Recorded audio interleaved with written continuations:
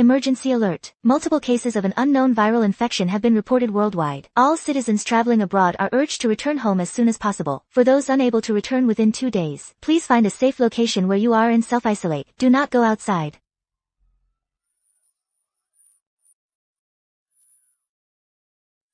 In a dream, that familiar voice came again. Sir, the flowers in your hand have long since withered, but who are you waiting for? I woke up from the haze. Dawn was breaking. The rising sun cast its fuzzy light across every corner of the street. Everything felt warm and cozy at this moment, but I couldn't feel it, because I've been a zombie for several days now. I've been standing upright the whole time, during the day, and at night, holding a slightly dried up bouquet in my hands. I don't feel tired, nor do I feel hungry. I just stand stiffly on the crosswalk, as if waiting for someone. I don't wander around aimlessly like other zombies, and I actually still have my own consciousness. But why am I standing here like a tree, refusing to budge? Who am I? Where did I come from? Where am I going? Who am I waiting for? I don't know why, but these zombies love crowding around me. They move slower in the daylight, but at night, they scurry around like giant rats. At night, they keep trying to squeeze behind me. Come on, can't you give a socially anxious person a little personal space? Any that get too close get kicked flying by me, because there are so many. Sometimes I have to free up a hand and punch several zombies away at once. They seem a bit confused. Why am I hitting them? But intimidated by my strength, they gradually backed off. One zombie wearing a basketball jersey seemed to want to reason with me, but when it opened its mouth, all that came out was, ugh. Ah. Wah. The sound was so awful. I impatiently slapped it, and shut it up. It left, covering its face in disbelief. I smugly tilted my head up slightly at it. It seems I learned some martial arts when I was alive. But if I'm this capable, why am I standing at the street corner like an idiot, holding this bouquet? And I even got bitten by a zombie on the street. I dozed off a bit at night. Even though zombies don't need sleep, I still follow human habits to let myself rest. Otherwise, the long night would be too boring. I think I know why these damn zombies keep trying to get behind me. I look at the shop not far from the street behind me. The shop has a sign for a children's painting class. Behind the curtain of a small second-floor window, I occasionally spot a pair of big, dark eyes, then another pair. These little ones seem to be watching me secretly. They smell really good, like little cakes from a bakery. I'm not really in the mood for sweets right now, but I'm bored, so I've decided to keep them as little pets, to keep others from eyeing these dessert-scented pets. I kick away any zombie that comes near, but what do these little human sweethearts eat? I thought about it, so during the day, while the other zombies moved slowly, I visited a nearby 24-hour supermarket. The supermarket had long been deserted, but there was still plenty of food left. I slowly pushed a shopping cart, stuck that bunch of dried-up flowers in it, and grabbed a huge pile of chocolate cookies, milk, and bread. After leaving the store, I struggled to climb into the shopping cart, and slid down a small slope on the street. On the way, that stinky zombie in the basketball jersey who fought me last time, watched me slide down the slope. He looked like a complete idiot. His eyes were practically popping out of his head. I slowly slid all the way to the entrance of the tutoring center. I left that pile of stuff by the door, and took off. I went to keep watch at the intersection. After a while, I really saw the rolling shutter door open a crack. A back scratcher reached out, hooked the cart, and pulled it inside. Those kids dared to look at me. Sometimes there were 3 of them, sometimes 4. There was also an adult who looked like a teacher. Anyway, they started peeking from behind the curtains for longer and longer. I didn't really mind. I was bored anyway. Every day was just kicking zombies, then shoplifting from the supermarket, and then sliding back. But every time I saw that withered bouquet, I felt like I had forgotten something in my heart. Once, I looked at the glass window. I saw a ferocious-looking, middle-aged man in a suit. That must be me. I'm so damn ugly after turning into a zombie. One day, while wandering around the supermarket, I saw a few packs of masks left at the entrance. Well, no one's fighting over masks now, so I put one on to hide this ugly face. When I was pushing the cart back, I saw that zombie I slapped again, the one who's all messed up. The way he looked at me seemed almost envious. 2 minutes later, that zombie was sitting in my cart, sliding down the small slope. He looked so happy, making those awful screeching noises again. I helplessly, yet kindly, gave him a taste of something good, a big slap to shut him up. When I left the cart by the door, I saw a small note pressed under something. Puzzled, I looked at the small window. A little boy with beautiful big eyes was looking at me from behind the window curtain. The note said, "Thank you, Mr. Zombie. Can you read my writing? If you can, could you give me a peace sign?" I slowly stood up, stretched my almost stiff hand toward the window, and slowly raised 2 fingers. "How did you become a zombie, mister? Did it hurt when you turned into a zombie, mister? Do you still get hungry after becoming a zombie? Do you still need to use the bathroom, mister? Why isn't your skin 5 different colors? Mister, next time you go to the supermarket, can you bring me back an Ultraman Tiga? Mister, why do you always carry that ugly, dark bunch of flowers?" These little guys were like walking encyclopedias. Every day, the notes were filled with all sorts of weird questions. Occasionally, the woman who seemed like a teacher would give me an apologetic smile. "Mister, my friend. Little Flower is at the Sunny kindergarten on the next street over. Could you check on her for me? It was the little boy with the big eyes. I put down the note, noticing his hopeful gaze. The name, Sunny Kindergarten, sounded vaguely familiar. And that kindergarten wasn't far from here. It's just over at the intersection. I nodded. Then I had that little creature who always hitches a ride on my cart watch the door of the tutoring center for me. He wasn't too happy about it. He was also kind of eyeing the kids inside. I immediately gave him another good smack. Then I pointed at the cart, and then at the tutoring center, and showed him a fist the size of a sandbag. Afraid I'd hit him again, he quickly nodded. This little creature looks like a high schooler. I'll just treat him as my sidekick for now. I crossed the long road, and came to the street opposite. I stopped in front of that Sunshine Kindergarten. The first floor was already a complete mess. The glass door had long since shattered. I staggered inside. A few creatures that looked like security guards were wandering around. I kicked them away one by one. Finally, I made it to the second floor. The second floor was a hallway. I knocked on every single one of the tightly locked doors. No response. Only the last door had faint sobbing coming from it. It was very close. The scent of fresh blood and sweets. I fought back the urge. Good thing I was wearing a mask. That helped a lot. I quickly pulled out that little note from my pocket and slipped it under the door. On it was a message from that little boy to his friend, Little Flower. Silence from inside the room. A long time passed. Just when I thought no one would answer, a timid voice came from inside. Who are you? I choked up. I wanted to speak, but I couldn't make a human sound. In a panic, I took the lollipop I'd grabbed from the supermarket earlier and slid it under the door crack. There was a pause on the other side. This kind of lollipop isn't good at all. Only little kids like it. Here, Flower, don't you like this? Thank you, miss. A little girl's voice came from inside. Please tell Yuan. That Little Flower and I are in the kindergarten. The teacher put us in this room. She told us to lock the door and not come out, but we've run out of food. We finished the cookies last night. What I was holding was the food and drink that little boy asked me to bring. I knocked on the door, placed the bag in front of it, and then hid in a corner. After a long while, the door opened a tiny crack. A little girl led another little girl out. They spotted the food, happily took it back inside, looked outside again, and quickly shut the door. When I saw them, I almost lost control. I've seen her before. Of course I've seen her. And him. Their photos are in my wallet. I look at them every day before I go out. Attorney Yen, it's all thanks to you. Our family is finally reunited while we're still alive. You're the savior of our entire family. Let me kowtow to you. The phone call was filled with sobbing, sniffling, and the sound of heads hitting the floor. No, it's what I should do. Besides, you're the ones who hired me. I just spoke the truth others were afraid to say, and delivered long overdue justice. I put down my phone. That messy case is finally over. The trafficked woman finally made it home in her lifetime. The traffickers and buyers got the punishment they deserved. I let out a long sigh. I remembered in court, the buyer's vicious glare at me. I scoffed. You can't even save yourself, and you're still thinking about threatening others? Right then, Dad, two little girls in pink and blue tank tops, ran into the room from outside. Two adorable little dolls. They rushed right into my arms. My precious girls.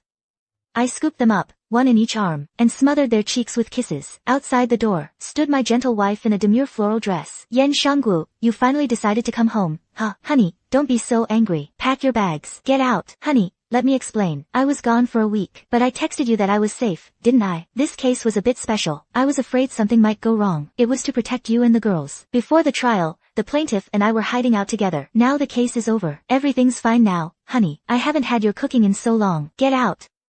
I didn't buy enough for you. Mom, didn't you go grocery shopping today? My eldest daughter, Ingduo, turned around, her big, innocent eyes wide open. Yen Shanggu, if it weren't for the girls, and the fact you've turned into a bag of bones, who would care about you? Su Wenru glared at me and our daughter, huffing, then went into the kitchen. Honey, I'll gain the weight back soon, and my kung fu is top-notch. I can protect you three. For the past week, I've just been eating whatever. Haven't had such a delicious meal in ages. After devouring the food, I comfortably rested my head on my wife's shoulder. She understood, and promptly gave me a gentle slap. Sweetheart, I want some watermelon. Can you cut it for me? I spotted the watermelon she just bought. No watermelon. Mom, I'm thirsty. I want watermelon. Little Yunduo whined. That's my good girl, Yen Shangwu's daughter. Not like little Huaduo, who just sits there braiding her Barbie's hair. After finishing Barbie's hair, she insisted on braiding mine. Su Wenru shot me another angry glare, then went into the kitchen, eating the refreshing watermelon. I sighed contentedly.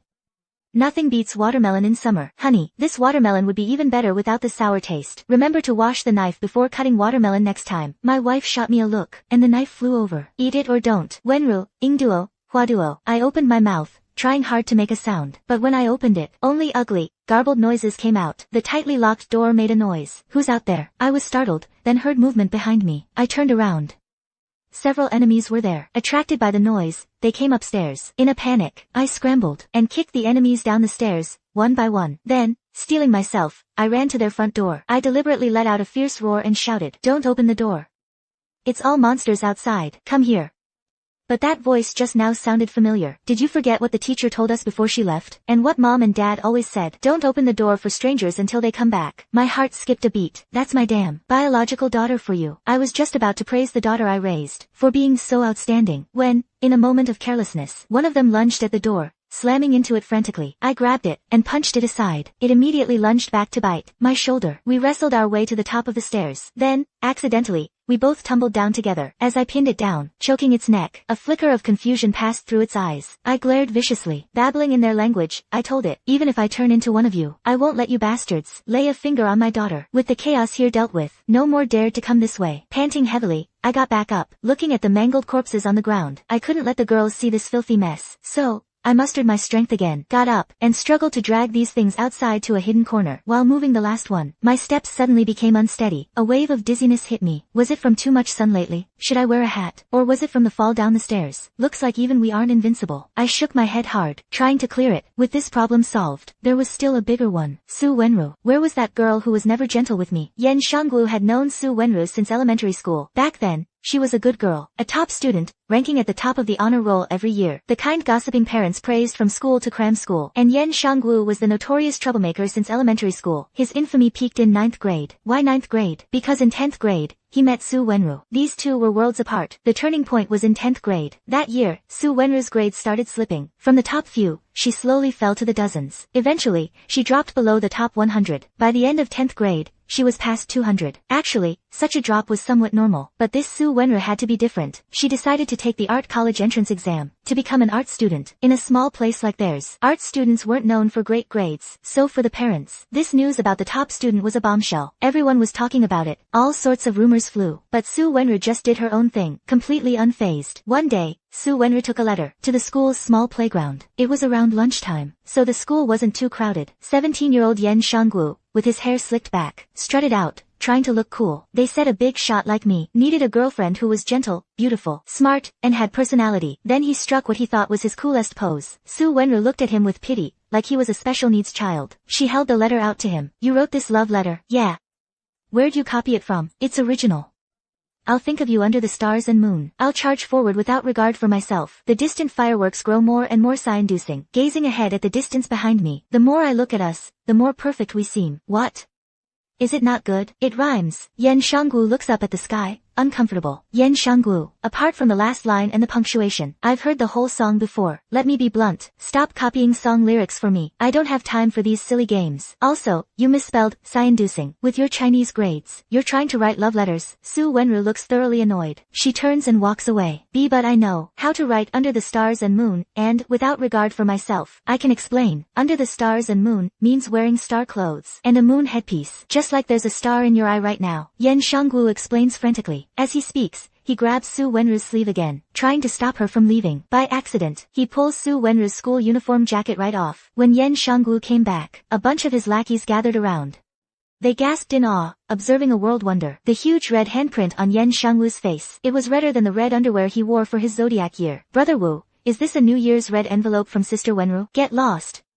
Brother Wu, maybe we should just forget it. We were just joking around earlier. You didn't have to actually go after her. Yeah, besides, with Sister Wenru's grades, even if she's studying arts, Brother Wu's total score for all subjects isn't as high as her score for just one. Everyone burst out laughing, thinking the matter was over. Just a funny story to brag about later. But Yen Shangwu, without a word, pulled out a composition notebook and a pen. Brother Wu, are you writing an essay? Everyone, write out the characters for sigh-inducing for me. Brother, are you kidding? Don't give up on yourself just because you got rejected. Ha ha ha. As usual, everyone laughed and joked. Then they turned and saw his grim face, his expression unreadable. But Yen Shangwu was radiating a murderous aura. What the hell kind of evil spirit possessed him? That's what everyone was thinking at the time. Su Wenru has been very annoyed lately. She's being pestered by a gang of school bullies, and this gang is unusually persistent. Besides their leader, always giving her weird love letters, his underlings also frequently seek her out. The first time she encountered them, she thought they were there to hurt her. But when they saw her, they immediately pulled a workbook from their bag. Sister Wenru, please, save us. We really don't know how to do this problem. If my grades don't improve next time, my brother will kill me. Can't you ask someone else? What about the teacher?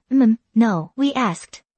Didn't understand. The teacher got annoyed with our questions. Then why don't you sign up for a tutoring class? I don't have time to deal with you all.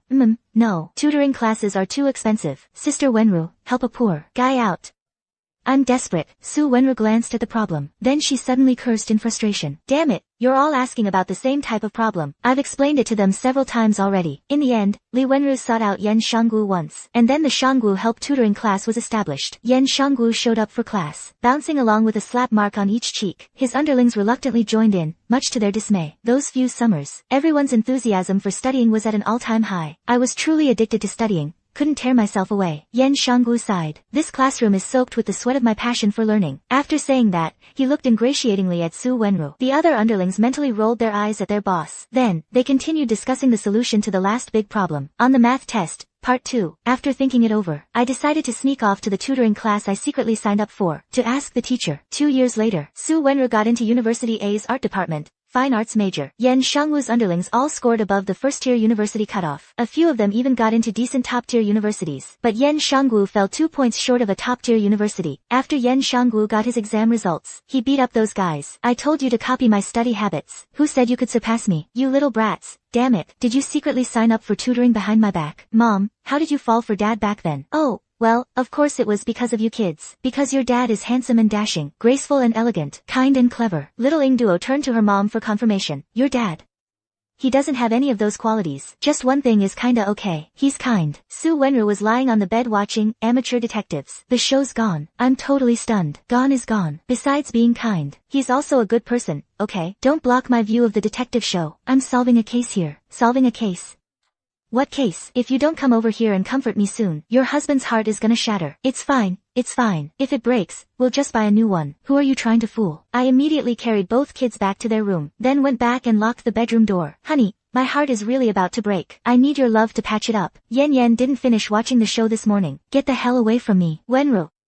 I shouted, jolting awake from the dream. Huh? What's wrong? What's with the commotion in the middle of the night? We have work tomorrow. The woman beside me complained sleepily, and turned over. Honey. I panicked and hugged her, soft and warm. It felt real, alive. I thought I'd never see you and the kids again. I dreamed I turned into an SS. Ugh, I told you to stop reading those dumb novels. Though exhausted, the woman, half asleep, gently patted my head, and comforted me. It's okay now, silly boy. It's so good to have a wife. I nodded, crying, nuzzling against my wife's belly. Awu, awu, ah. Honey, what did you say, Mom? Oh no, honey. I opened my eyes. The wife before my eyes had shockingly turned into that little SS from the tutoring class entrance. I was hugging his belly, rubbing against it vigorously. I was hugging his belly, rubbing my face all over it. In that instant, we just stared at each other. Both of us felt like we were the ones who'd been violated. What the hell? I was so mad I wanted to kick him again. But when I looked up, I suddenly realized 2 little girls were watching us from a window upstairs. Can't let my daughter recognize me. I hurriedly tightened my mask. I lowered my head and dragged the little zombie away to hide. Damn it. Seems like I just finished dealing with the zombies downstairs. Got exhausted and fell asleep. Had a dream. And mistook this guy for my wife. But you bastard. Weren't you supposed to be guarding? What are you doing here? The little zombie seemed to understand me. He shook his head, patting his chest, then patted my shoulder. He had a worried look on his face. You bastard. Did you come here because you were worried about me? Min Jin-chun, what's up with this zombie? Does he have his own consciousness, just like me? Does he see me as a brother? I was a bit moved. And then, I gave him a solid, brotherly, left hook. That's for you. Using your left hand to pat my shoulder earlier. I never expected my daughter to be right here, because I saved someone else's child. So fate gave my child back to me. Is this all destiny? Is the person I've been waiting for here all along, my daughter? I looked down at the already withered bouquet. I was lost in thought.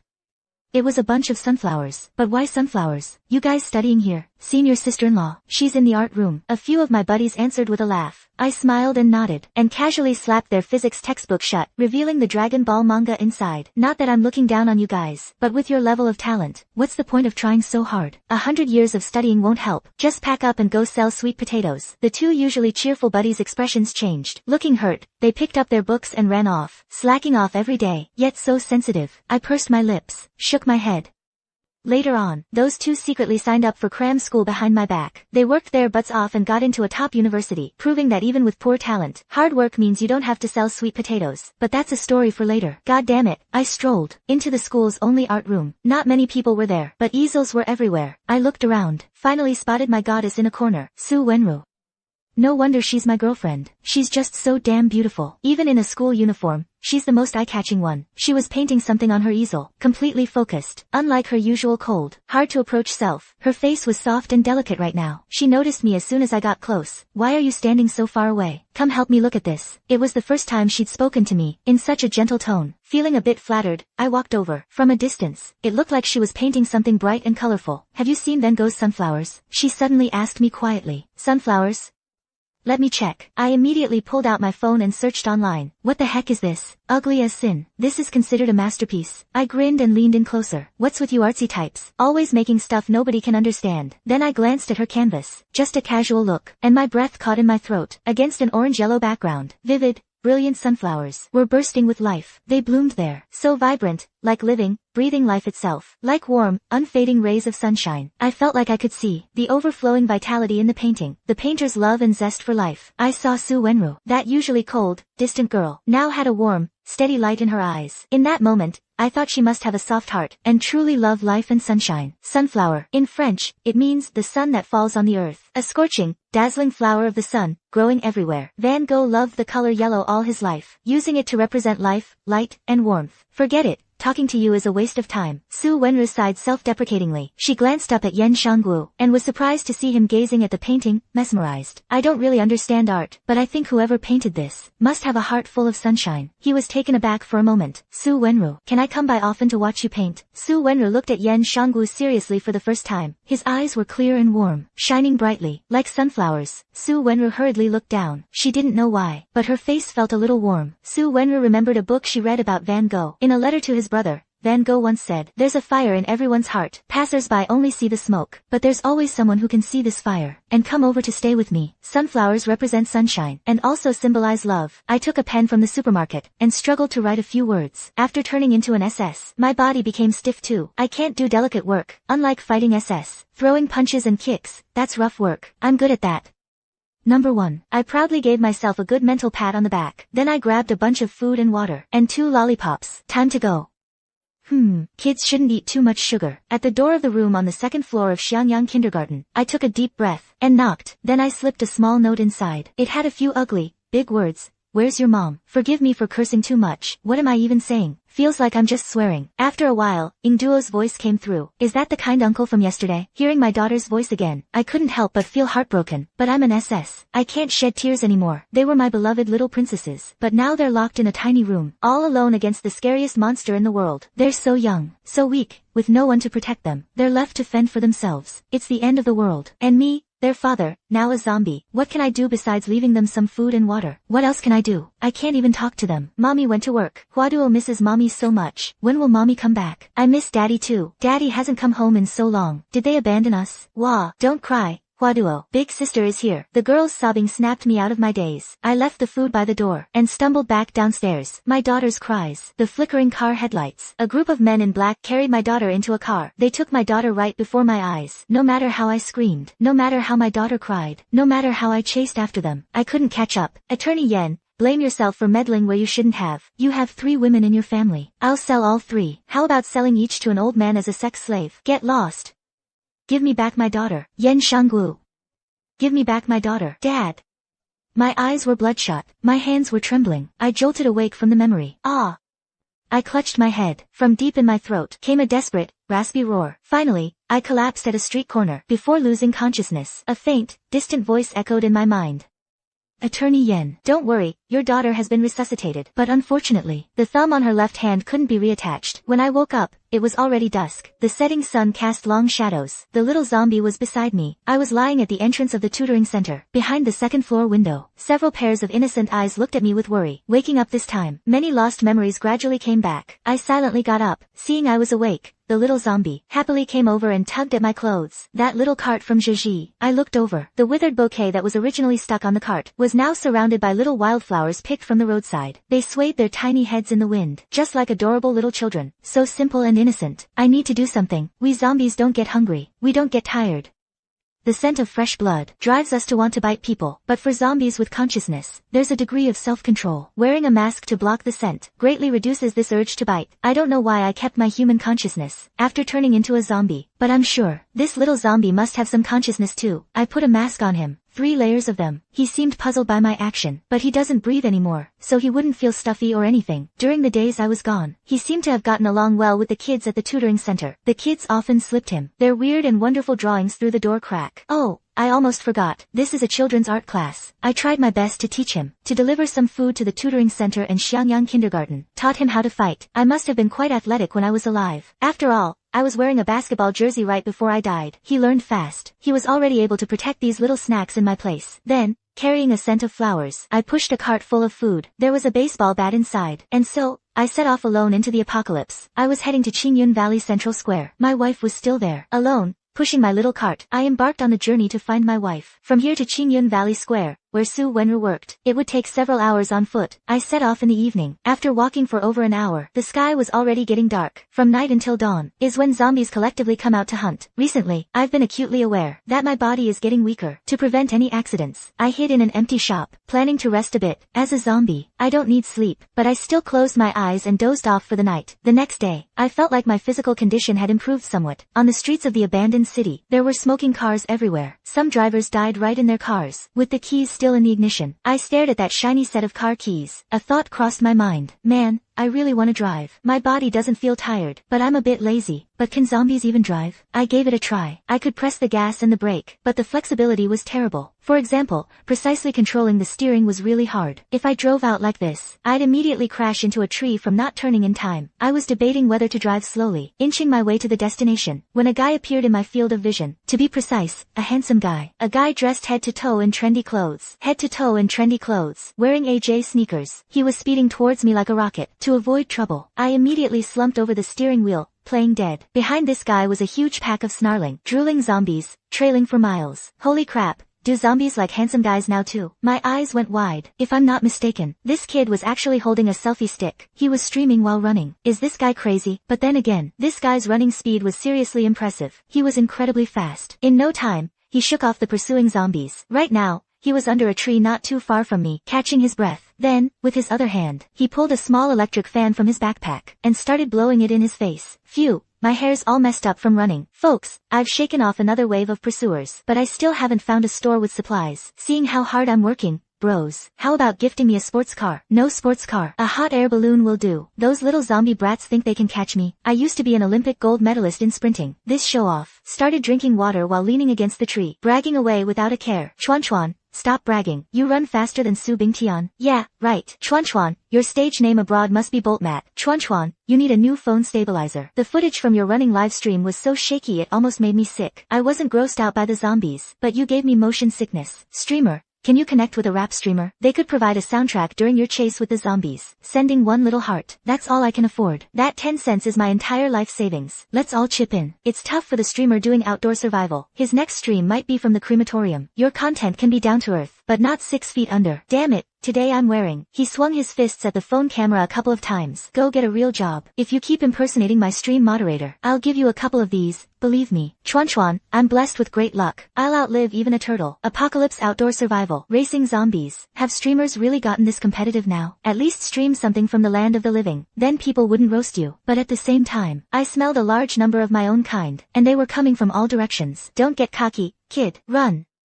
I immediately honked the car horn, giving him a warning. That scared the crap out of me. Why do I hear a car horn? Jin Xiuchuan was startled, but he couldn't find who honked. He went back to looking at the live chat. Little Chuan, I think there's something behind you. Not trying to scare you. Chuan, I really think you should leave. This place isn't safe. Don't try to scare me. But Jin Xiuchuan also vaguely felt something was off. He pointed his phone in different directions. Streamer, east and north. Something's really running this way. Run.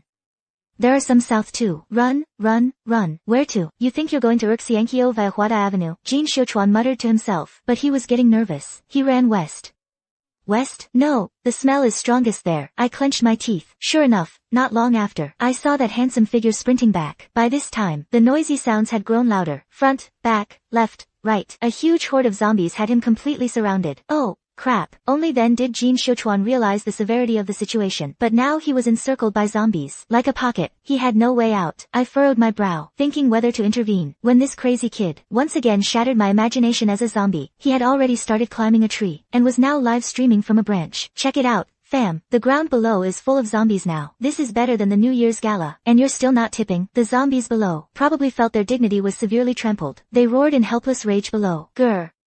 Arg, how dare he? The live chat on his phone was also going crazy. Has the streamer finally lost it? At the funeral banquet, I'll sit at the kids' table. The #1 insider in the live stream room is surrounded by zombies, and he's still asking the audience for gifts. I often find myself unable to follow the train of thought of these wacko streamers, and feel completely out of place with them. On my journey to find my wife, I encountered a reckless influencer. For the sake of content, he risked his life running down the street, filming the road and the zombies, trying to show off even at a time like this. Turns out he used to be an athlete, so he could easily outrun that horde of zombies. But things rarely go as smoothly as you'd hope. Zombies from all directions were quickly drawn by his scent. They started converging over here. He was hopelessly outnumbered. A huge crowd of zombies had him surrounded, but this kid actually had some skills. He climbed up a tall tree by the roadside. 30 or 40 zombies could only stand below the tree, throwing a useless tantrum, screaming their lungs out, and he was still up there, smugly asking his viewers for gifts. But soon, he wasn't smiling anymore, because the zombies started piling up, the ones on top stepping on those below, layer upon layer, climbing higher, like a tower of zombies, quickly crawling towards him. I can't believe this. What a bunch of jerks. Jin Xiuchuan let out a scream, and kept climbing higher, but at that height, he started to get scared. And what's even more terrifying is, in that moment of hesitation, a zombie had already grabbed his shoe. It was pulling him down with all its might. Another zombie seized the chance and grabbed his ankle. The zombie's immense strength was too much for the young man to handle. For a moment, his agonized screams filled the air. He was about to be pulled down any second. Even though he's a total weirdo and a pain, I just couldn't stand by and watch the tragedy about to unfold. I finally gritted my teeth. I couldn't bear to watch as the zombie tower grew taller, and Jin Xiuchuan was about to be buried in a sea of corpses. Jin Xiuchuan cried and swore, I swear I'll never wear these shoes again. They're just so damn unlucky. They actually attract zombies. In the blink of an eye, a car horn sounded in the distance. Then a black sedan speeding down the road, raced straight towards the tree. But it didn't hit the tree. Instead, it just grazed the side, and smashed the base of that ridiculously tall zombie tower, sending it flying. Dozens of zombies went flying through the air, and the ones on top who didn't react in time, the zombies at the peak of the pyramid, who were just gloating about their imminent feast, were caught completely off guard. They plummeted straight down like falling from a skyscraper, landing flat on their faces, and died on the spot. Only the ones who weren't climbing that high, the zombies in the middle layers, managed to land safely, and that black car slammed on the brakes not far away. A cold-faced man in a black suit, wearing a black mask and a baseball cap, got out, carrying a silver-gray metal baseball bat. Without hesitation, he delivered a powerful swing. With one hit, he sent a ferocious zombie sprawling to the ground. It fell face first. The remaining few dozen zombies angrily got up and lunged at him, but the man in black was like an emotionless killing machine, swinging left and right, striking front and back. It was like one swing, one zombie down. He literally carved a path through the zombie horde. Jin Xiuchuan had just climbed onto another tree branch, watching the terrifying, thrilling scene unfold without blinking, and his phone was live streaming the whole thing. Suit-wearing thug. Damn, that was so cool. Jin Xiuchuan muttered to himself. As for me, the zombies in the middle were smashed to pieces. The ones on top fell from the sky. That zombie tower instantly collapsed halfway. Then, without hesitation, I raised this big metal rod, and swung it with all my might. Zombies were sent flying everywhere. By the time the horde realized they should fight back, 3/4 of them were already gone. As a zombie, I naturally understand what our weaknesses are. Slow movement, but startling speed when hunting or in special situations. We hate sunlight, prefer darkness, and hunt in groups. So these zombies appearing in broad daylight were purely driven mad by the prospect of food. That's why they gathered here, ignoring the sun's burn. If it weren't for the sunlight now, an even bigger batch would probably have come. I was fully armed, covering as much exposed skin as possible, so I had some protection from the sun. And so, I slowly gained the upper hand. The path to escape gradually opened up. Right now, that dumb kid up there is just standing there like a stunned goose, watching the chaos below in shock. What the hell is he spacing out for now? I went through all this trouble to clear a path for him. He better not miss his chance. Once the zombies recover, he's really going to join the zombie horde's gourmet lunch. Damn it. I was so angry I was grunting. I just wanted him to run. I desperately waved my arms at him, but he just stupidly waved back at me, and said, Hi. I don't know if I was just too angry, or if a miracle suddenly happened from the sky, but from my parched, silent throat, as if a spring of water had suddenly welled up with great difficulty, emerged a single, ragged, incredibly ugly, piercing sound I couldn't even recognize as my own voice. The word run. I reached my hand up. Finally, as if waking from a nightmare, he started scrambling down the tree, like grabbing the last lifeline. He grabbed my hand. The two of us ran for our lives. We finally found a hidden spot. Bro, you are a freaking god. Weren't you scared at all? It was just like a dream. The kid excitedly shook my hand, and poured out his gratitude. I'm shocked.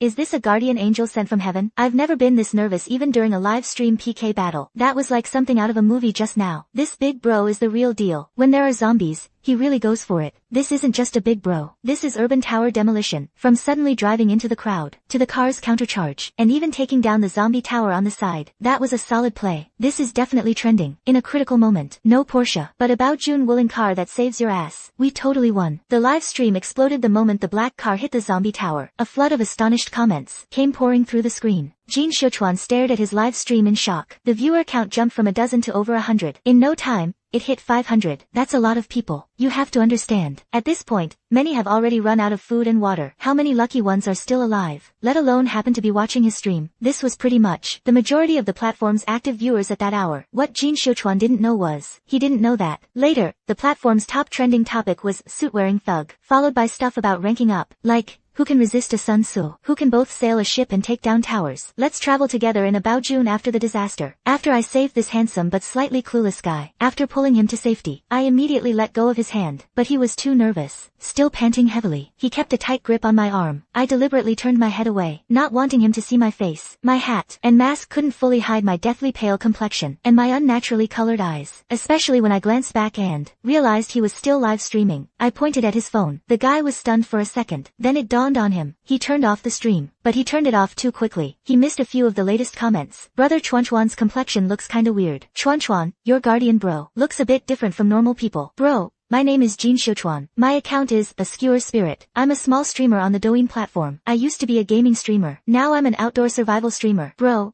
I can see you're brave and smart, with an extraordinary aura. You're clearly not an ordinary person. Can you take me along, bro? I'm really fast. The little Sushin of the streaming world. He introduced himself excitedly, but seeing my cold back, and my prolonged silence, he figured it out. I didn't need him. His mood sank a little. He lowered his head and said softly, actually, before the disaster, I was just a makes you want to eat gaming streamer. I was terrible at games, and I couldn't cook either. I had no supplies at home. After the disaster hit, there was a small store downstairs selling stuff at first, but the prices were ridiculously high. Then I ran out of money, couldn't even afford instant noodles anymore. I could only eat one piece of bread every 2 days. Later on, forget the store. There weren't even any living people left. I had no choice but to go out and look for food myself. If nothing else, at least I could earn some money. Prices are insane right now. What if I run into a place that's still selling supplies? Otherwise, who would be doing this outdoor survival streaming now, risking their life for this money? Now, every day I open my eyes and close them, I'm all alone. I watched helplessly as my streams viewer count went from thousands a day to hundreds, then dozens a day, to now, where I can't even get 5 people together. In just a few months, the people in this world seem to have all switched off their signals. I just felt like I had to go out. I had to find someone, a living, breathing person who could talk, someone I could play games with face to face. Maybe it's too early to say this, but I always believed humans would find a way to beat the virus. One day, this city will return to what it was, and those who were lost this spring will surely come back one day. His voice was filled with emotion. Hearing this, I was somewhat moved by this too. I thought of myself. Even in my current situation, I at least have to make sure my wife and daughter get out of this city alive. I sighed. My original plan was to save him, and then leave him be, but I was still facing away from him. I took out the pen and paper I always carry, and slowly wrote a sentence on it. I'm not normal. Hey, man, why haven't you said anything for so long? Say something, man. I didn't turn around. I just handed the note back to him. Then I consciously took a step forward, to put some distance between us. Jin Xiuchuan took the note, confused. You're not normal. Man, are you deaf and mute? It's okay.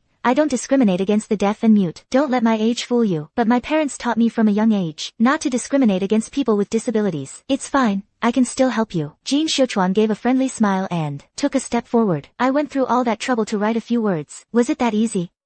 I didn't know whether to laugh or cry. Instantly, that rebellious streak from before I was 18, hating to write and study, surged back up. I decided to just reveal my identity. I took off my mask and hat. Then I turned around. I finally got a clear look at the young man's face. A young, handsome face, with a bright, friendly smile. But when he saw my whole face, the smile instantly turned to shock, then disbelief, incredulity, and finally, terror. With a loud, holy shit, you're actually one of the infected. He let out a yelp, and took off running. I watched indifferently as he turned and ran, then calmly turned back to find my cart. I took a small detour, back to the previous spot. Most of the infected there had already scattered. Occasionally, I ran into a few infected I'd fought earlier. They all lowered their heads and avoided me, not daring to make eye contact. I found my cart in a small corner, so I continued on my journey to find my wife. But when I reached a pedestrian street, I saw a familiar figure again, in the reflection of a shop window. Wow, this guy really has guts. He even dares to follow an infected person. I turned around, speechless. That guy, clumsily and quickly hid behind a trash can, then accidentally left half an ear exposed. After not hearing any movement for a long time, he curiously peeked out, and his gaze met my exasperated one. Jin Xiuchuan gave an awkward smile, then asked me like a pitiful puppy, I'm really hungry. Man, can you share some chips from your cart? Original or tomato flavor, either is fine. Why do I always run into weirdos? As I walked with this streamer named Jin Xiuchuan on the road, he was munching on chips, and because he was wearing my jacket, he carried my scent, so he wasn't noticed by other infected for the time being. So we just kept walking forward. But I didn't dare to be too conspicuous. I only dared to take him on less traveled paths, where we'd rarely encounter infected. Man, I knew you weren't a regular infected. I ran off at first, but then I thought about it. What kind of zombie would pick a fight with dozens of others, just for a nobody like me? Since when am I worth that much trouble? And what zombie can drive a car, talk, and even write little notes? That's not normal zombie behavior. I'm serious. Brother, did you pay to evolve into some super zombie? When you went back for the car, those other zombies were totally cowering before you. With your fighting skills, you might just evolve into the zombie king of the apocalypse. Maybe on our side. In the future, we should think about building our own zombie army. I came back for one reason. Mostly, I was scared. You might need a translator on your team. I'm really impressed by his imagination. I almost want to hand him a pen. If he wrote a book, I'd buy it. But this guy really has no sense of danger. He's actually mooching food and drinks off a zombie. Hey, man, where are you pushing this cart to? I pointed expressionlessly at the bouquet in my cart, humoring him. Flowers? Are you going to give them to someone? And you're bringing a whole cart of supplies too? Family? Your wife? Kids? This guy's pretty sharp. I nodded slowly. Whoa. Man, you're one hell of a romantic. Even after turning into a zombie, you still look after your family. Your wife is one lucky lady. Jin Xiuchuan suddenly realized he might have said something wrong. He glanced at my face. Seeing no reaction from me, he went right back to chattering away. As we walked, I thought this guy just wouldn't shut up. The two of us should be keeping a low profile. But here he is, munching on chips, and making small talk. Is he trying to invite every zombie in the area to come feast on us? I really wanted him to shut up. I opened my mouth. Straining, I forced 2 words from my throat.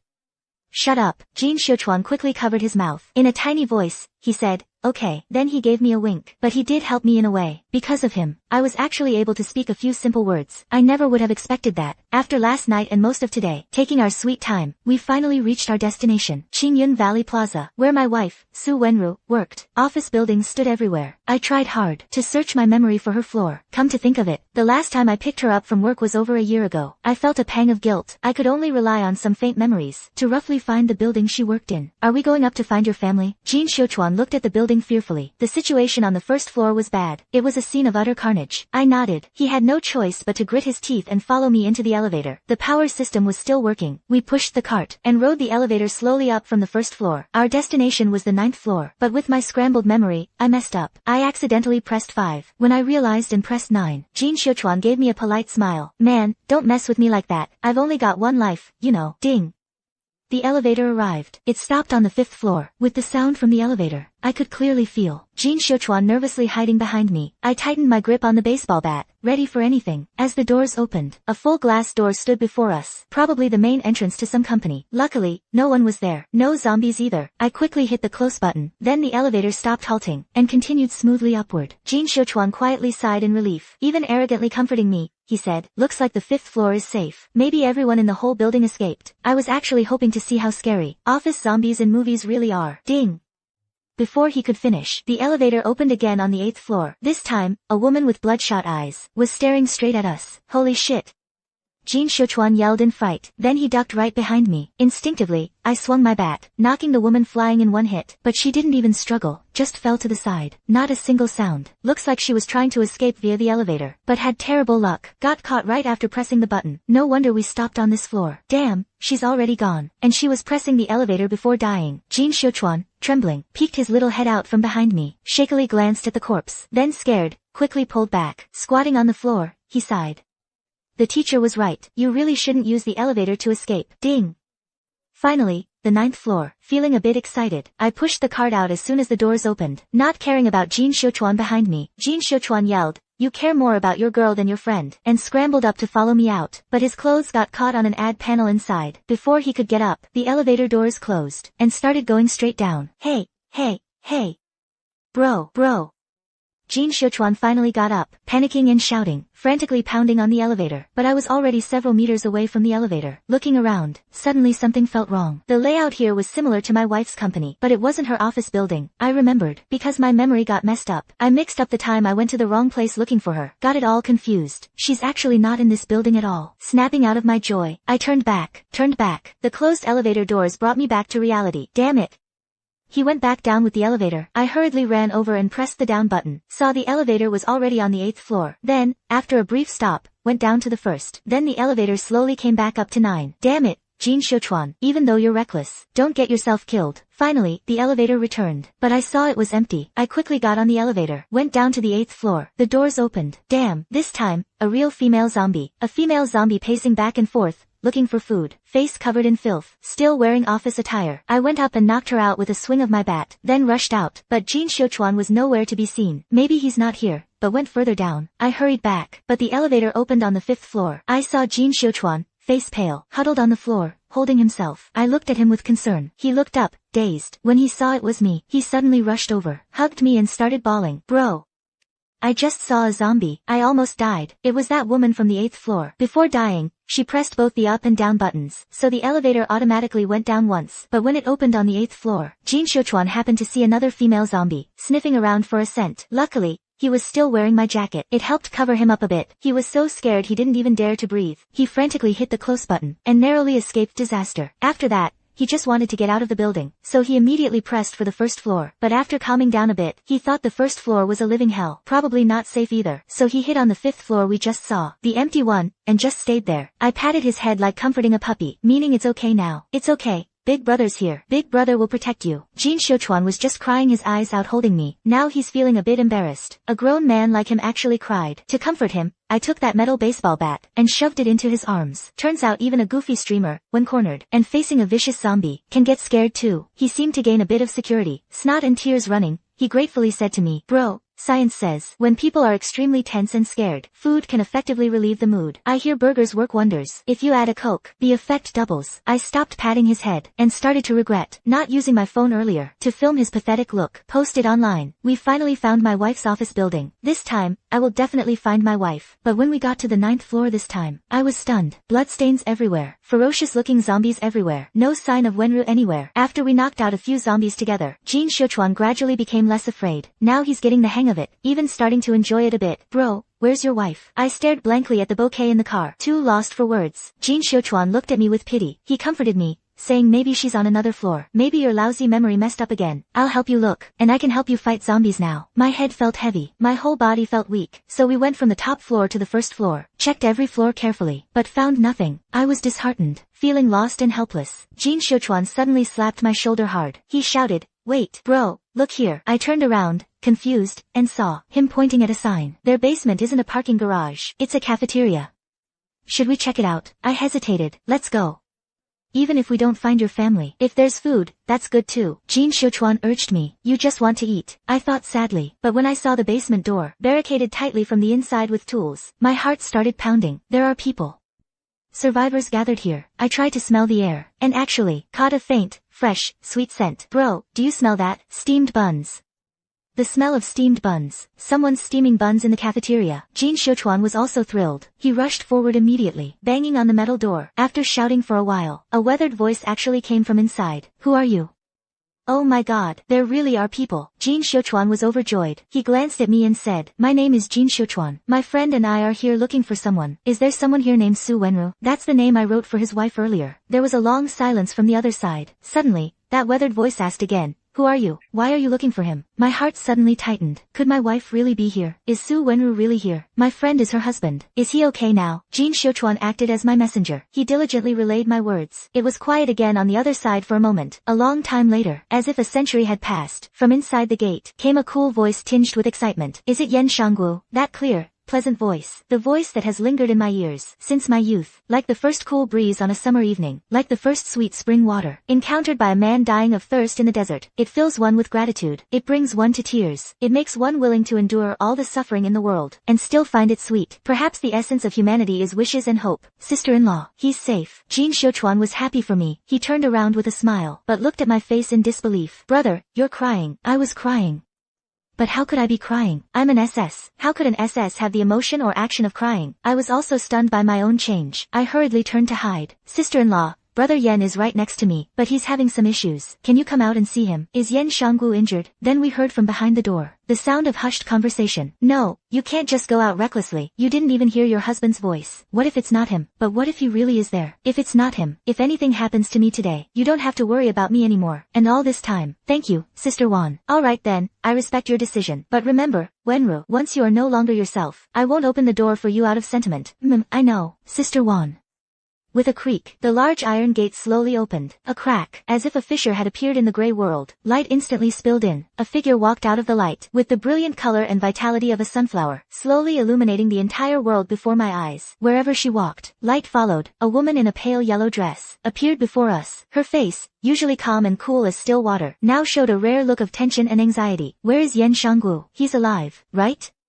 Her voice was soft and faint, full of tension and concern. Jin Xiuchuan stood in front of me, blocking my entire body, just like when he hid behind me in the elevator. I ducked behind him. I didn't dare peek out. I lowered my head. At a time like this, I instead felt, Brother Yen, he's alive. But sister-in-law, he might have a little problem. He might not be exactly what you imagined, but I promise he's safe. He has normal thoughts and awareness. Jin Xiuchuan tried to prepare Su Wenru mentally, to prevent her from being unable to accept it all at once. Yen Shanggu, you come out right now. Come out here, Yen Shanggu. What kind of man hides like this? Are you afraid to see me? But what Jin Xiuchuan didn't expect was, after getting a positive answer and feeling relieved, Su Wenru didn't hesitate for a second. She just yanked me out from behind Jin Xiuchuan. My sister-in-law is truly something else. Jin Xiuchuan thought with admiration. Her temper hasn't changed a bit. Still not gentle at all. Still so direct. And so, we met under this awkward circumstance. My entire face was exposed in front of her. She stared at my pale, ghastly face covered in bulging veins. Silence fell. She was so shocked she couldn't utter a word. For a moment, the hallway became deathly quiet. I lowered my head, feeling ashamed and embarrassed. It felt like I'd done something wrong, and got caught red-handed. A voice inside me was desperately praying, hoping I didn't look too foolish. I'm already this ugly. I hope my wife can still recognize me. After all, I'm so different from before. I hope my wife won't be disgusted by me. I hope she's still willing to acknowledge me. Yen Shangwu's voice trembled slightly. I looked at that clean, lovely face I'd longed for day and night. I wanted to smile, but I couldn't. I could only slowly use my hand to pull at my stiff mouth corners, and with all my might, managed to smile. Her gaze was sorrowful, but she didn't speak again. It's over.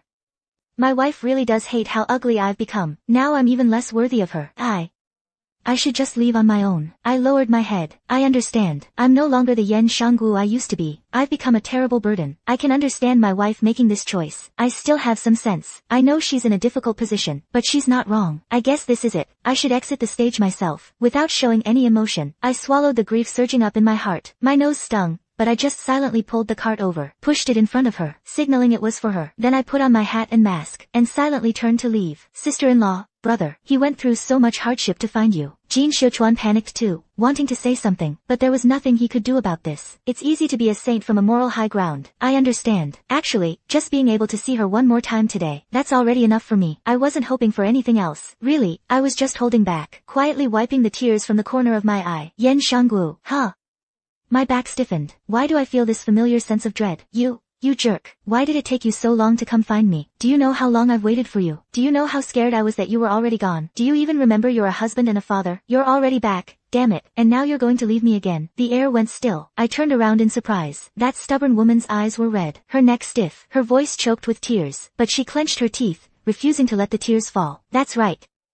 She's still that Su Wenru, stubborn and strong, but with a fiery life and strength hidden deep inside. That Su Wenru. I rushed toward her, and held her tightly. In that moment, my cold body felt that warmth, regained after being lost. That feeling was like I'd trudged through every winter in the world, and finally returned to the warm sunlight. The warmth spread through my entire being. That sun that will always wait for me is home. My shoulder grew slightly damp. I knew it was my girl, quietly crying for me. If you survive this, please find me quickly, okay? Because I miss you so much. I promised her loudly. Jin Xiuchuan, standing nearby, was also visibly moved. Tears glistened in his eyes. He sighed and said, I've been gutting fish at the market for 10 years. My heart's as cold as my knife. Damn, they're trying to make me believe in love again. After a long moment, you said he turned into an SS, but still has human consciousness. Can write, drive, say short sentences. Su Wenru listened intently as Jin Xiuchuan recounted what we'd been through. He pondered for a moment, then looked at me and asked, Yen Shanggu, what the hell happened to you? How did you get bitten? Weren't you supposed to have left City A? Didn't you abandon me and the kids? I lowered my head. I could only admit my fault. Hey, Sis-in-law, look at the state he's in. He must have suffered a lot out there. Don't be too hard on him. And he really went through hell to bring a whole cart of supplies to find you. It's honestly touching, Jin Xiuchuan sincerely advised. After my colleague and I realized what was happening, we fled downstairs. We ended up in the cafeteria on the basement level. It seems safe here, easy to hide in. So we've been hiding here for now. We have 3 other female colleagues and 2 male colleagues with us. I can't get out now. I don't know how my daughter is doing. Su Wenru bit her lip, her gaze restrained. My daughter. I suddenly remembered. I managed to utter 2 difficult words. Then I quickly handed her the note I'd written. Wenru stared intently at the words on the note. She immediately grabbed my arm. You said you found Ingduo and Huaduo. Where are they? Are they safe? Safe. Kindergarten. I answered with difficulty. I want to go with you to see our daughter. Su Wenru immediately stood up. Sis-in-law, it's really bad out there now, Jin Xiuchuan reminded her. But Su Wenru shook her head firmly. No, I have to see them. I need to make sure they're safe. Can I come with you? She looked at me with pleading eyes. Seeing her gaze, full of absolute trust, I felt endless warmth in my heart. I nodded vigorously. What? You say your husband turned into an SS, but he still has human consciousness, doesn't bite people, Wan Jin said, somewhat shocked. This was beyond his understanding. It's fine, pretty lady. Look, Brother Yen escorted me all the way here, and I'm perfectly fine. Seeing the large group, Jin Xiuchuan immediately perked up and started boasting about my journey. He and Su Wenru entered the cafeteria to discuss my situation with the other colleagues. Is your husband some kind of mutant? Isn't that how it goes in the movies? Maybe he can save the world. A young female colleague and Su Wenru's good friend Yu Rong joked. No way. How could something like that happen? We absolutely cannot let an unstable element like him in here. Another male colleague, Li Zihai, said sternly. He's the most senior deputy editor in the department and a candidate for the next editor-in-chief. He's always overly cautious, to the point of being by the book. He listens to the leadership especially well. He's the type with mediocre ability and emotional intelligence. But because he's been around so long, he slowly climbed his way up. But Su Wenru and this Jin guy, they're really fine, aren't they? A male colleague, Damu, said. No means no. Who do you think is right? You or me? Li Zihai glared at Damu because Li Zihai was indeed his superior, and Damu also knew this leader's ways, so he backed down. Wenru, what do you say? Wan Jing ignored the argument on this side. Instead, she turned to ask Su Wenru. Wan Jing was also a deputy editor in the department, but she was capable and decisive, with leadership and decision-making skills. She was highly competent at work and also very considerate of her subordinates, magnanimous and thoughtful. Though her seniority couldn't match Li Zihai's, she was also a strong contender for editor-in-chief. Yeah, you should talk it over with Ms. Wan. What are you planning to do? Yu Rong, siding with her close friend Li Zihai, shot her a cryptic look. In the group, Wan Jing had star power and popularity. She was her biggest competitor, so she always found her somewhat irritating. Of course, she admitted Wan Jing had more guts than her and was more suited to be a leader. Ms. Wan, we don't want to let him in. I just plan to leave with him, to find our daughter. Su Wenru said with a determined look. My husband and I are leaving right away. We're just here to let you know. Jin Xiuchuan chimed in. Everyone looked at Wan Jing, the beautiful woman who was always like their pillar of support, always took care of everyone like a big sister. Wan Jing pondered for a long moment, her expression serious. She took Su Wenru's hand. First of all, I have no right to influence your decision, but I must warn you. Here, you can hold out for at least another 6 months. We can all keep waiting for rescue together, but once you go out there, nothing is certain anymore. You must think this through before deciding. Ms. Wan, I understand, but I'll be with Shanggu. He'll protect me, and I have my daughters. Before, I couldn't go out, but now that I know they're alive, I'm an unfit mother. I can't keep shirking my responsibility. Wan Jing gazed at the beautiful, aloof young woman before her. She was brilliant, though she was still just a regular art editor in the group. If this disaster hadn't happened, she was planning to promote her soon. Of course, she absolutely respected her wishes. I'll say it again. According to our group's agreement, if something happens to you out there, like getting bitten or something, we won't show any mercy. We won't open the door for you again, and we won't lend a hand. Are you sure? Yes. Okay, here are my car keys. Go get it from the garage on the second basement level. Your husband can protect you, right? Wan Jing's serious face finally broke into a slight smile. She once had a loved one too. She knew how deep true love could be. Ms. Wan, you're not just beautiful. You have a good heart too. Jin Xiuchuan, being blunt, exclaimed in awe. Wan Jing shook her head helplessly, looking at this boisterous young man. She smiled and said, I'm not as good as you. If you hadn't knocked on the door, we would never have opened it. You're the one who helped their whole family. Really?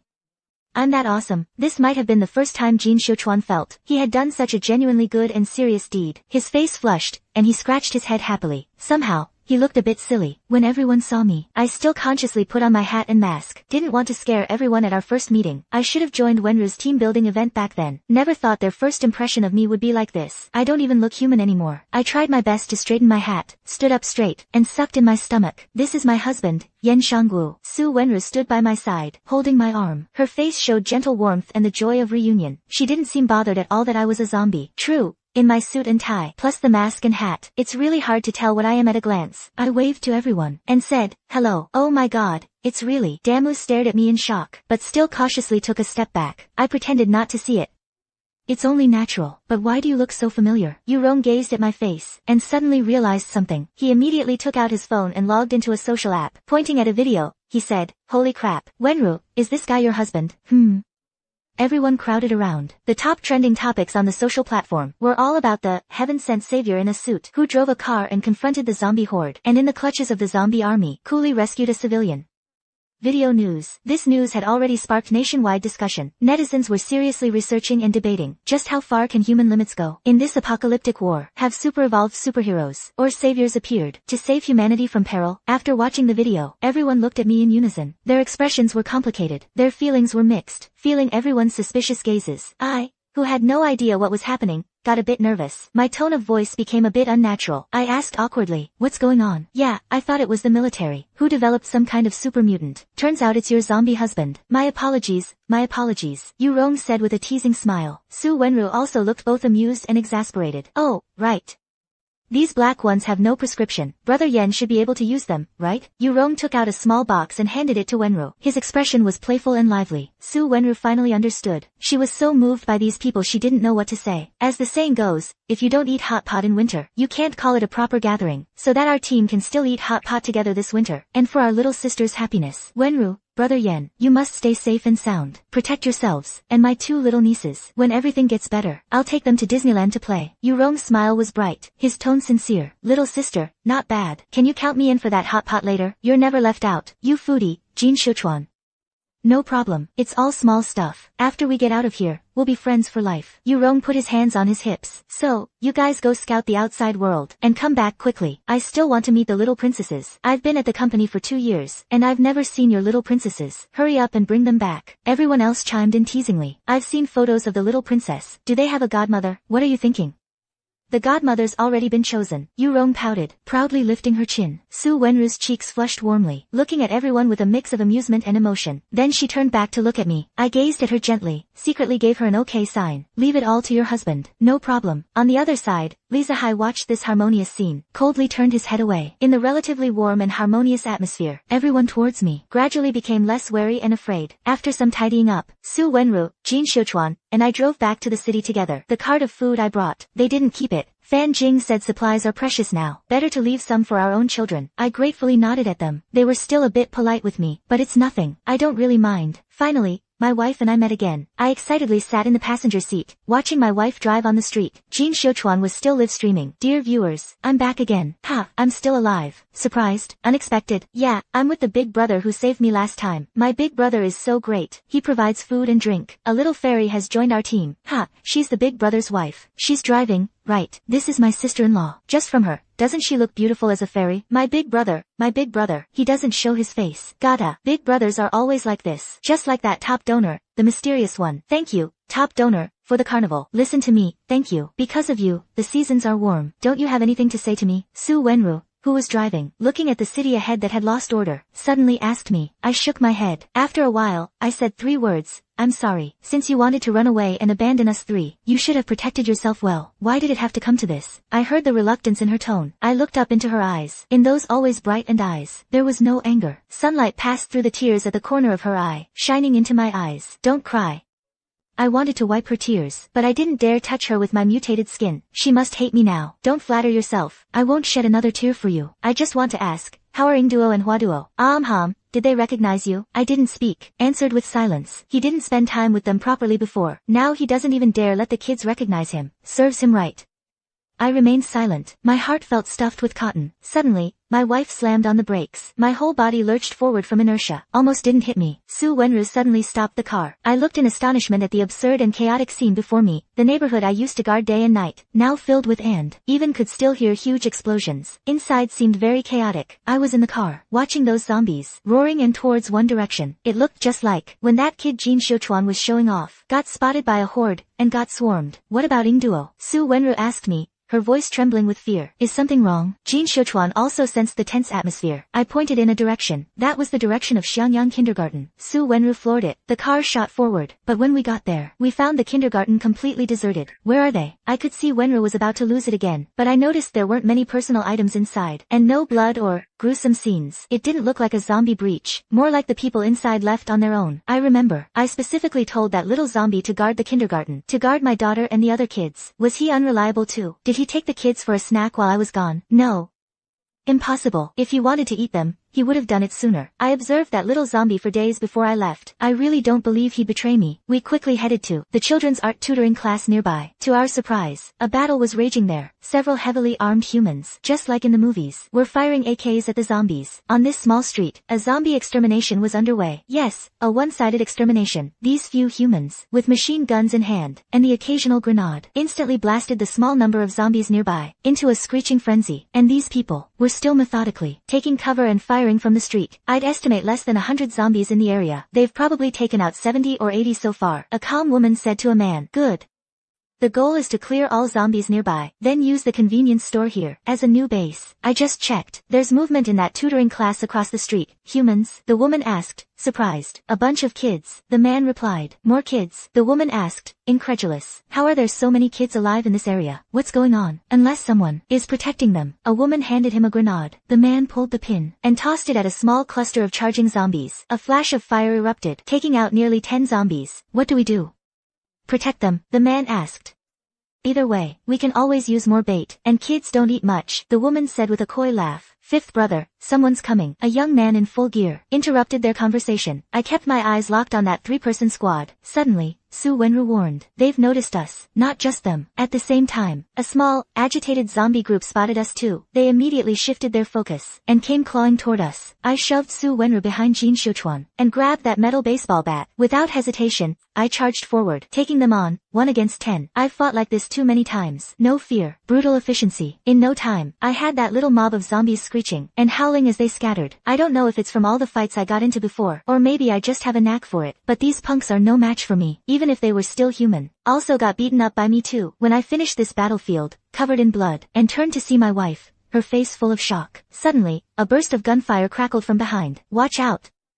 Su Wenru suddenly shouted, and lunged forward. She tackled me to the ground in an instant. The bullets whizzing overhead, shot through the enemies who were fleeing behind me. I fell to the ground. My gaze happened to meet that of a fallen enemy. I looked into his final, empty, lifeless eyes, and his head, riddled like a sieve. I was a bit dazed. If I hadn't kept my consciousness and gone to find my wife, would I have become like that too by now? The battle had already become one-sided. The few remaining enemies were insignificant. They were quickly dealt with by that 3-person squad. Hey, I'm Lin Ziwu. Nice to meet you.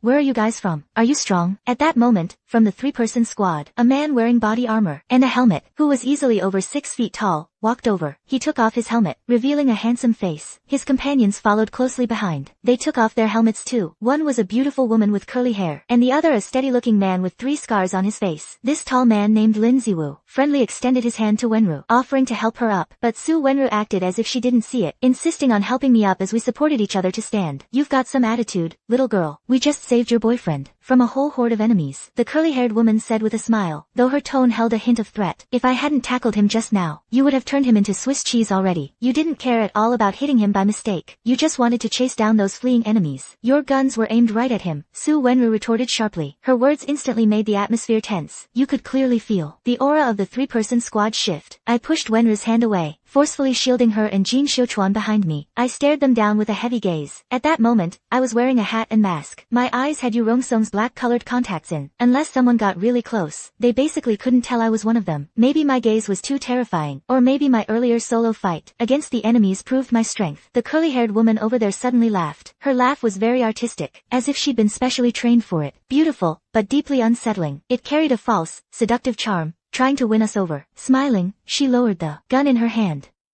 The 2 men beside her also lowered their weapons. That was indeed our mistake just now, but we just wanted to eliminate all the threats as fast as possible. AF. In this world now, if even one gets away, it could ruin everything for everyone, right? The beautiful woman said slowly. Lin Ziwu also explained with a smile. We really mean no harm. On the contrary, We admire your skills and abilities. Wenru still looked at them warily. Her gaze didn't soften. I'm Lin Ziwu. This is my wife, Wan Yi. This is my good brother, Meigue. Our trio's name is Midnight Rose. We specialize in hunting them down. Lin Ziwu explained friendly. I looked at them. It seemed they didn't have any intention to attack right now. But my identity is special. If they find out the truth, they'd probably take me out without a second thought. So I still need to be careful. I subtly give Jin Shuchuan a look. I'm Jin Shuchuan. I'm currently a wilderness survival streamer. These are my friends. This lady is Su Wenru. He's Wenru's husband. Yen Shanggu. He's having some throat issues. Can't really talk right now. We're here looking for some kids. No need for any conflict. Jin Shuchuan's the best icebreaker we've got. Being the social butterfly he is, he immediately takes on the role of communicator. He starts introducing us. Wenru doesn't say anything. She tacitly agrees. So Jin Shuchuan asks, hey man, what's the situation here? What brings you guys here? We're a zombie hunting squad. We're scouting for a new base. We noticed there aren't many zombies here, and there are 2 well-stocked convenience stores nearby, so we're thinking of setting up here. We just cleared out all the zombies on the nearby streets. You guys want to join us? Lin Ziwu asks, glancing at me. He continues, but I heard there's a contact station in the city that's already reached a rescue team. The military will be here soon to evacuate people. We could all go find this station together. I frowned silently. What does he mean?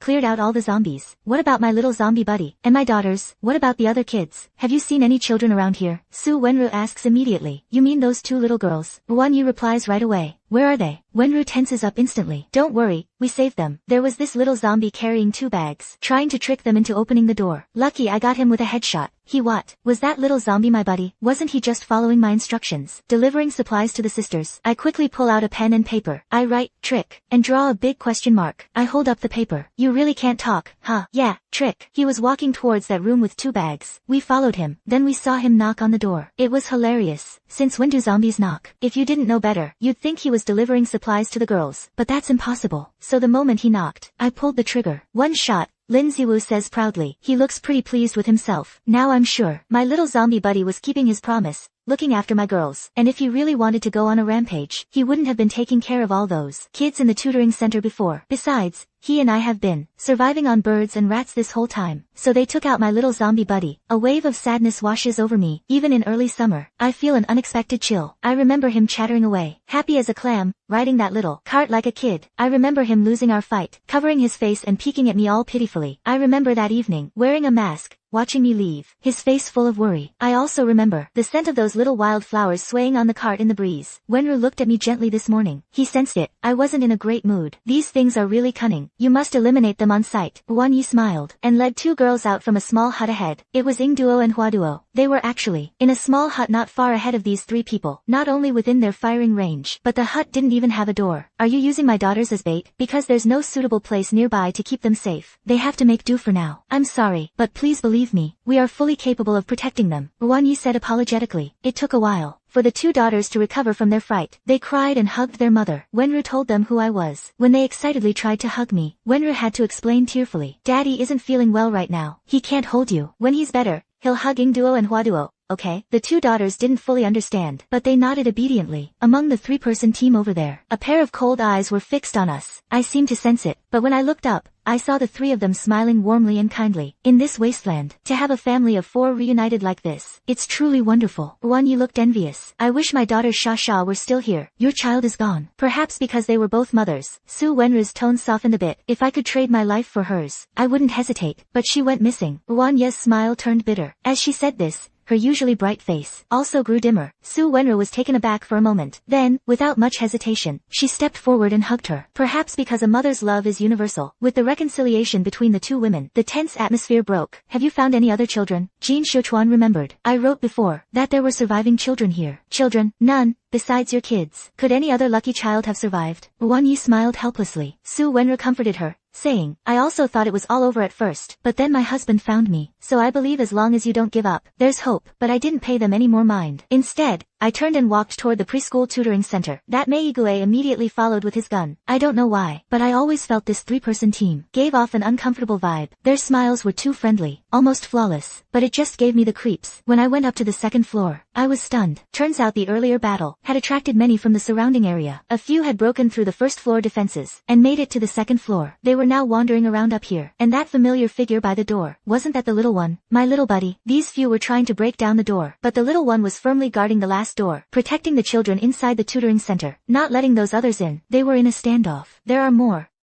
Meiguo shouted. He immediately fired. I couldn't stop him in time. One zombie fell to the ground. Now there was only one little zombie left. Meiguo raised his gun again. I lunged forward and knocked him down in one go. The bullet hit the doorframe instead. The little zombie stared at us in shock. I immediately rushed over and stood in front of the little zombie. How come there's a zombie hiding here? Everyone else followed inside. Wanyi exclaimed and quickly raised her gun too. Bang!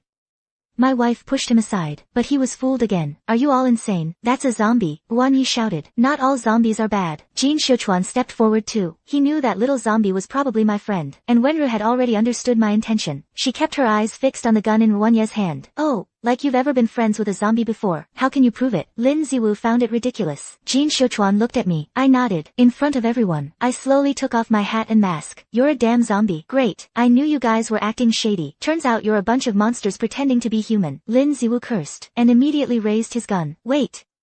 My brother may have turned into a zombie, but he's kept his human consciousness and thoughts. He's never bitten anyone. We've been traveling with him all this way. Look at us, we're perfectly fine. Jin Xiuchuan hurriedly tried to defuse the situation. You keep hurling insults at us. You think we believe a word you say? These people are probably all infected. We can't leave any of them alive. Wanye's voice was soft and pleasant, but her words were the coldest imaginable. I'm not infected, and if my husband were truly dangerous, as a mother, would I just stand by and watch my daughter be put in danger? Sister Yi, we're both parents. We both have children. You should understand how I feel. Su Wenru gritted her teeth, forcing herself to hold back her emotions. Ha! Who feels any sympathy for you? What are you thinking? Wanyi suddenly sneered. Like a demon from hell. I don't have any children at all. Telling you I couldn't find my kid earlier. That was just to lower your guard. You really think you're some kind of bodhisattva here to save the world, even offering to help me look for a child?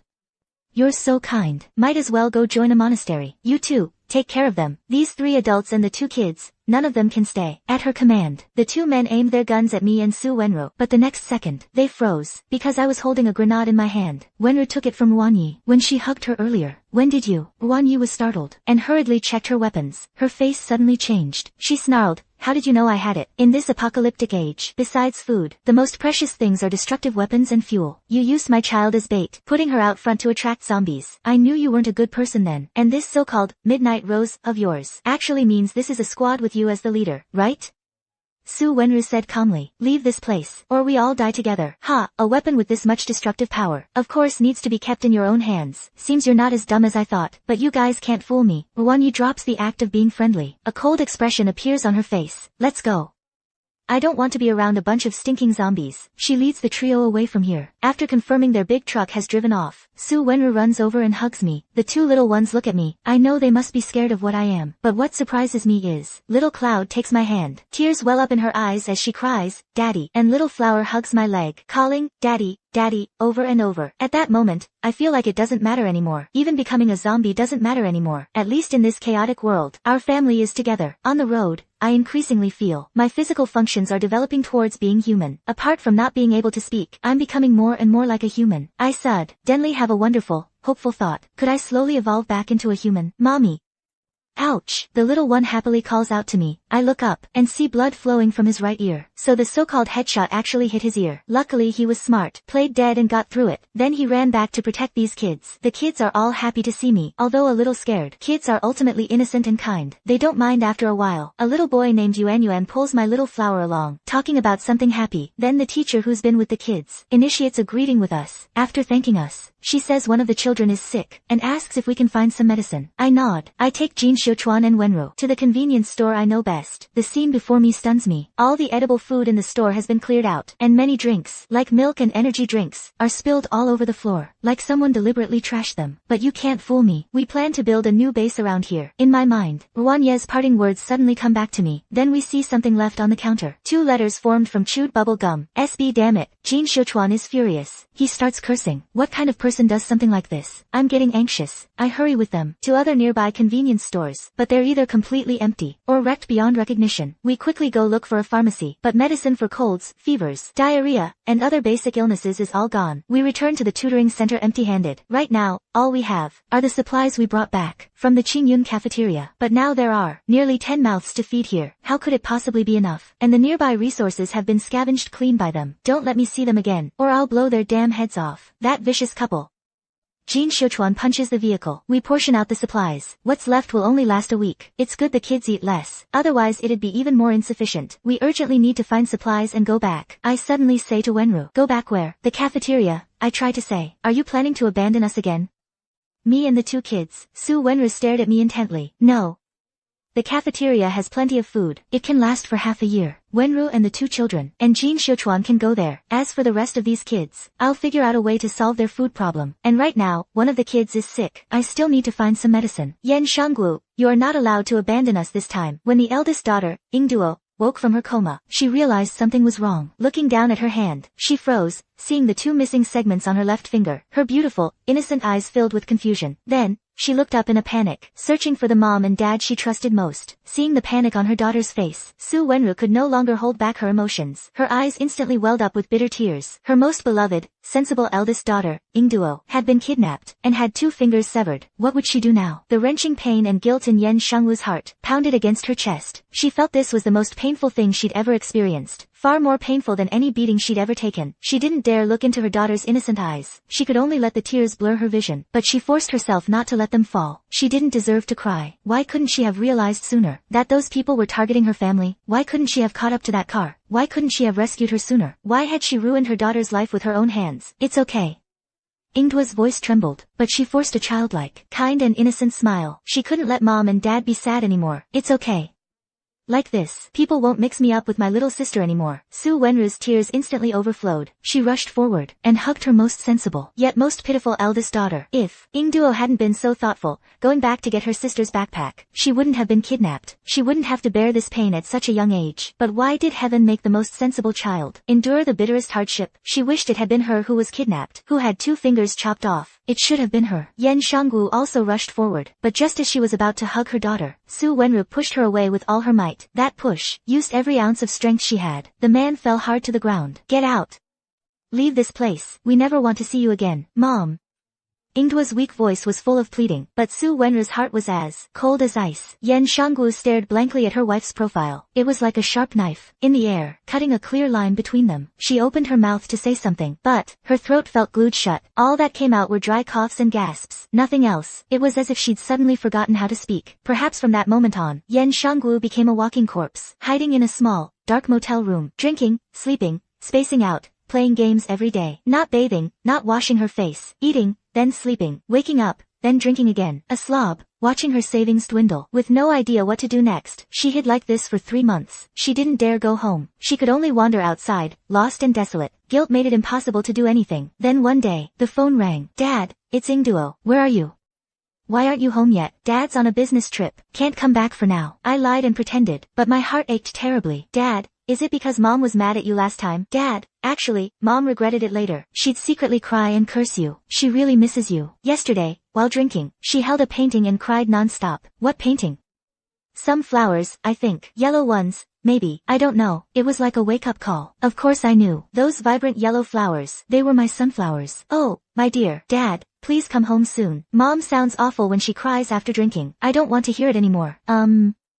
Mom's cooking. When can you come back to eat? Ingduo, I'll pick you up after school tonight, okay? My voice trembled. My good daughter's voice was young and surprised. That afternoon, I cleaned myself up completely, shaved my beard, took a shower and washed my hair, put on my neatest suit, made myself look brand new, bought the most beautiful bouquet of sunflowers. Filled with joy, I headed towards Xiangyang Kindergarten. I'm going home tonight. I'll finally get to see them. This time, I'll properly apologize to Wenru. But I never would have thought this was my last day existing in human form. This was the last normal conversation of my life. Maybe heaven was punishing me for not being a good man before. That's why I got bitten by some creature at the intersection for no reason, and ended up in this half-human, half-monster state. As the virus spread from my arm throughout my body, and my consciousness was gradually consumed by the virus, only one thought remained in my mind. I want to go home. I haven't seen the people I love most. Darkness consumed my consciousness. Tears I couldn't shed finally welled up from deep within, snapping out of the memory. We were already in the car heading back to the cafeteria. Jin Xiuchuan was driving. Wenru and the 2 kids sat beside me. Her face was expressionless as always, cold and distant as always. I moved closer. There's so much I haven't had the chance to say. I'm afraid if I don't say it now, I never will. I almost lost that chance forever. Luckily, I woke from the darkness. I'm going to tell you everything. Honey, I love you and our daughter. I never want to leave you again. I'm sore. I struggled to get out a long string of words. I saw Wenru's cold, stiff expression crack slightly. She was utterly astonished, even a bit stunned. Crimson evening clouds scattered across the sky. Warm sunset light poured in, making the woman's eyes rim slightly red. She finally stopped leaning away. Turning her back to me, she tilted her head and gently rested it on my shoulder. The world began to feel warm again. Before dark, we returned to the cafeteria. Everything went fairly smoothly. Got my wife and kids settled in the cafeteria. Since the two kids won't eat much, Jin Xiuchuan got in too. He's naturally smooth-talking, sweet-talking and handsome. Even mooching food, he knows how to flatter. So he managed to get in. The kids from the tutoring class, there were quite a few of them. And the cafeteria beds are really just tables and chairs put together. The tutoring center actually has comfortable dorm rooms. Plus, there's a sick kid inside right now. It's not convenient to move a whole group of people. Also, there really aren't many infected over there anymore. It's actually pretty safe. So, Xiuchuan and Wenru would take turns going with me, driving out every day to look for supplies. Through our relentless efforts, we finally found medicine at a small pharmacy in a remote area. Wang Jin directly opened up the cafeteria's food supplies to us, solving the food problem for the kids and teachers at the tutoring center. They even made some rare, nutritious chicken soup and lamb meatball soup to help the kids recover. After all, when ordinary folks are running out of supplies, probably only the big freezer in the cafeteria could preserve such good stuff. We were also immensely grateful to Wang Jin for the timely help, and everyone in the cafeteria. That sick kid at the tutoring center is getting better day by day. Everything is moving in a positive direction. It's fine. We've developed new recipes. We've already tasted the veggies from the little flower pots. The cafeteria here has started sustainable development, and us girls are on a diet at night anyway. We don't eat much to begin with. It's perfect to leave it for the kids to get some nutrition. Don't feel too much pressure, okay? You're our main fighter, after all. We're counting on you guys to save the world. Wang Jing, worried we might feel pressured, joked with a smile. Sis Jing, can I be the first to taste your new cooking? I'm absolutely starving, and I really can't stomach those little radish strips Uncle Lee makes anymore. They're too sour. Bootlicker and foodie number 1, Jin Xiuchuan, immediately chimed in. You brat, don't you look down on it. Being alive to eat pickled vegetables is your good fortune. Don't you get it? Li Zihai, feeling dissed, was seething with helpless rage. This foul-mouthed brat. I said we shouldn't have let him in from the start. Ever since he worked his way up to supervisor, no one has ever disregarded his words like this, let alone challenged his authority. Uncle, don't be so grumpy every day. You'll age fast. Here, let me tell you a joke. Do you know how to tell if there's a worm in a watermelon? First, you knock on the watermelon. Knock, knock, knock. If there's a worm inside, it'll answer. Who's there? Who is it? Flying into a rage all day long. Are you trying to wake me up for clockin'? What era is this? You think I'm your subordinate? Pfft, Damu and Yurong, who were passing by after being ordered by Li Zihai to move stuff, burst out laughing. Then, under Li Zihai's furious glare, they tried hard to suppress their laughter and left, but the stuff they were carrying fell all over the ground. They picked it up, dropped it again, picked it up, dropped it again. Finally unable to hold back, they laughed out loud. Li Zihai left, his face dark with anger. Only a weirdo like Jin Xiuchuan could make this rigid, selfish old man so mad it drives him up the wall. Dang, that was cool. Yurong gave a thumbs up. We've all suffered under Li Zihai for too long. The grudge from being exploited and dumped on by that stubborn old boss for so long has finally been avenged by someone. Dang, you too. Jin Xiuchuan struck a cool, cocky pose. He looked both childish and handsome. Wang Jin smiled and shook her head. Looking at these kids, this city is located by the river, with plentiful rainfall all year round. Water is the source of all things. If we manage things well, the cafeteria already has ample supplies. We could even cultivate small farm plots in the future. The company has backup generators. Not to mention, we have special combat assets like Yen Shanggu here. We can form teams to explore other office buildings. The new kids are so full of life too. In the future, they might meet more people, create more miracles. If rescue doesn't come soon, maybe we really can turn this place into a new sanctuary for humanity, a paradise. Maybe I'm being too optimistic. Maybe I'm hoping for too much. But meeting such a group in the apocalypse gave Wang Jin a bit of comfort and peace. Wang Jin decided to start planning carefully, mapping out everyone's future. Over here, our little daily supply team, consisting of me, Wenro, and Jin Xiuchuan, also made new progress. One day, Jin Xiuchuan and I accidentally found a hidden residence that was actually occupied. At first, I thought it was those 3 damn hunter thugs, but it was just an ordinary brother and sister in their 50s. They were very wary of us at first, but after we gave them a lot of supplies and provisions, they finally opened up. Turns out, their place is the contact point that reached the rescue team above. Soon, people from above will really come to evacuate them, meaning there are only 2 spots. They told us to decide and bring our families to transfer. And this is the last evacuation. It's tomorrow. After this city will be abandoned. I don't understand. There are still so many adults and children in the city. How can they just give up? We criticize them mercilessly. But right now, the virus has broken out in almost every city worldwide, and the local government here has collapsed. This isn't like the last flu outbreak, where the whole country could support and rescue each other. There really aren't many spots left for the safe zone. The sister, Su Fei, explained to us. Finally, She even yelled at us angrily. You think we're selfish? These 2 spots were originally reserved for me and my brother, but I was already diagnosed with a terminal illness, and my brother chose to stay with me till the end. So, my brother and I voluntarily gave our spots to others. If I could, I'd want everyone to leave together. I saw the genuine pain and despair in her eyes. Su Fei's brother, Su Ting, walked in then. He was an old man who looked particularly stern. He didn't speak. He just held his crying sister, gently patting her head. His expression was unusually soft, like comforting a little child. The 2 elders were once high-ranking government officials. They didn't have much family, so they had even less attachment to this world, to wealth, power and status, in the face of life, seemed to have lost their meaning, become so weak and powerless. Not wanting to disturb the 2 elders further, Jin Xiuchuan and I walked back in silence. It was rare for someone as talkative as him to suddenly go quiet. Bro, do you think we'll really die here in the end? He looked at the gloomy, gray sky outside. I'm not really afraid of dying. It just feels bad. We won't really be abandoned, will we? Maybe I'm overthinking. I hope I am. Before, I almost got expelled for failing classes due to gaming. Later, unemployed, I could only become a game streamer. I got through all those tough times. This little problem is a damn piece of cake. But, I always thought the apocalypse was so far away from me. I thought the world was so big. No matter what, I wouldn't starve, right? At worst, I'd be under the overpass with Xiao Bei. Xiao Bei wiping tears inside. After wiping tears, it doesn't matter. When meeting people, just go, ah. Yeah.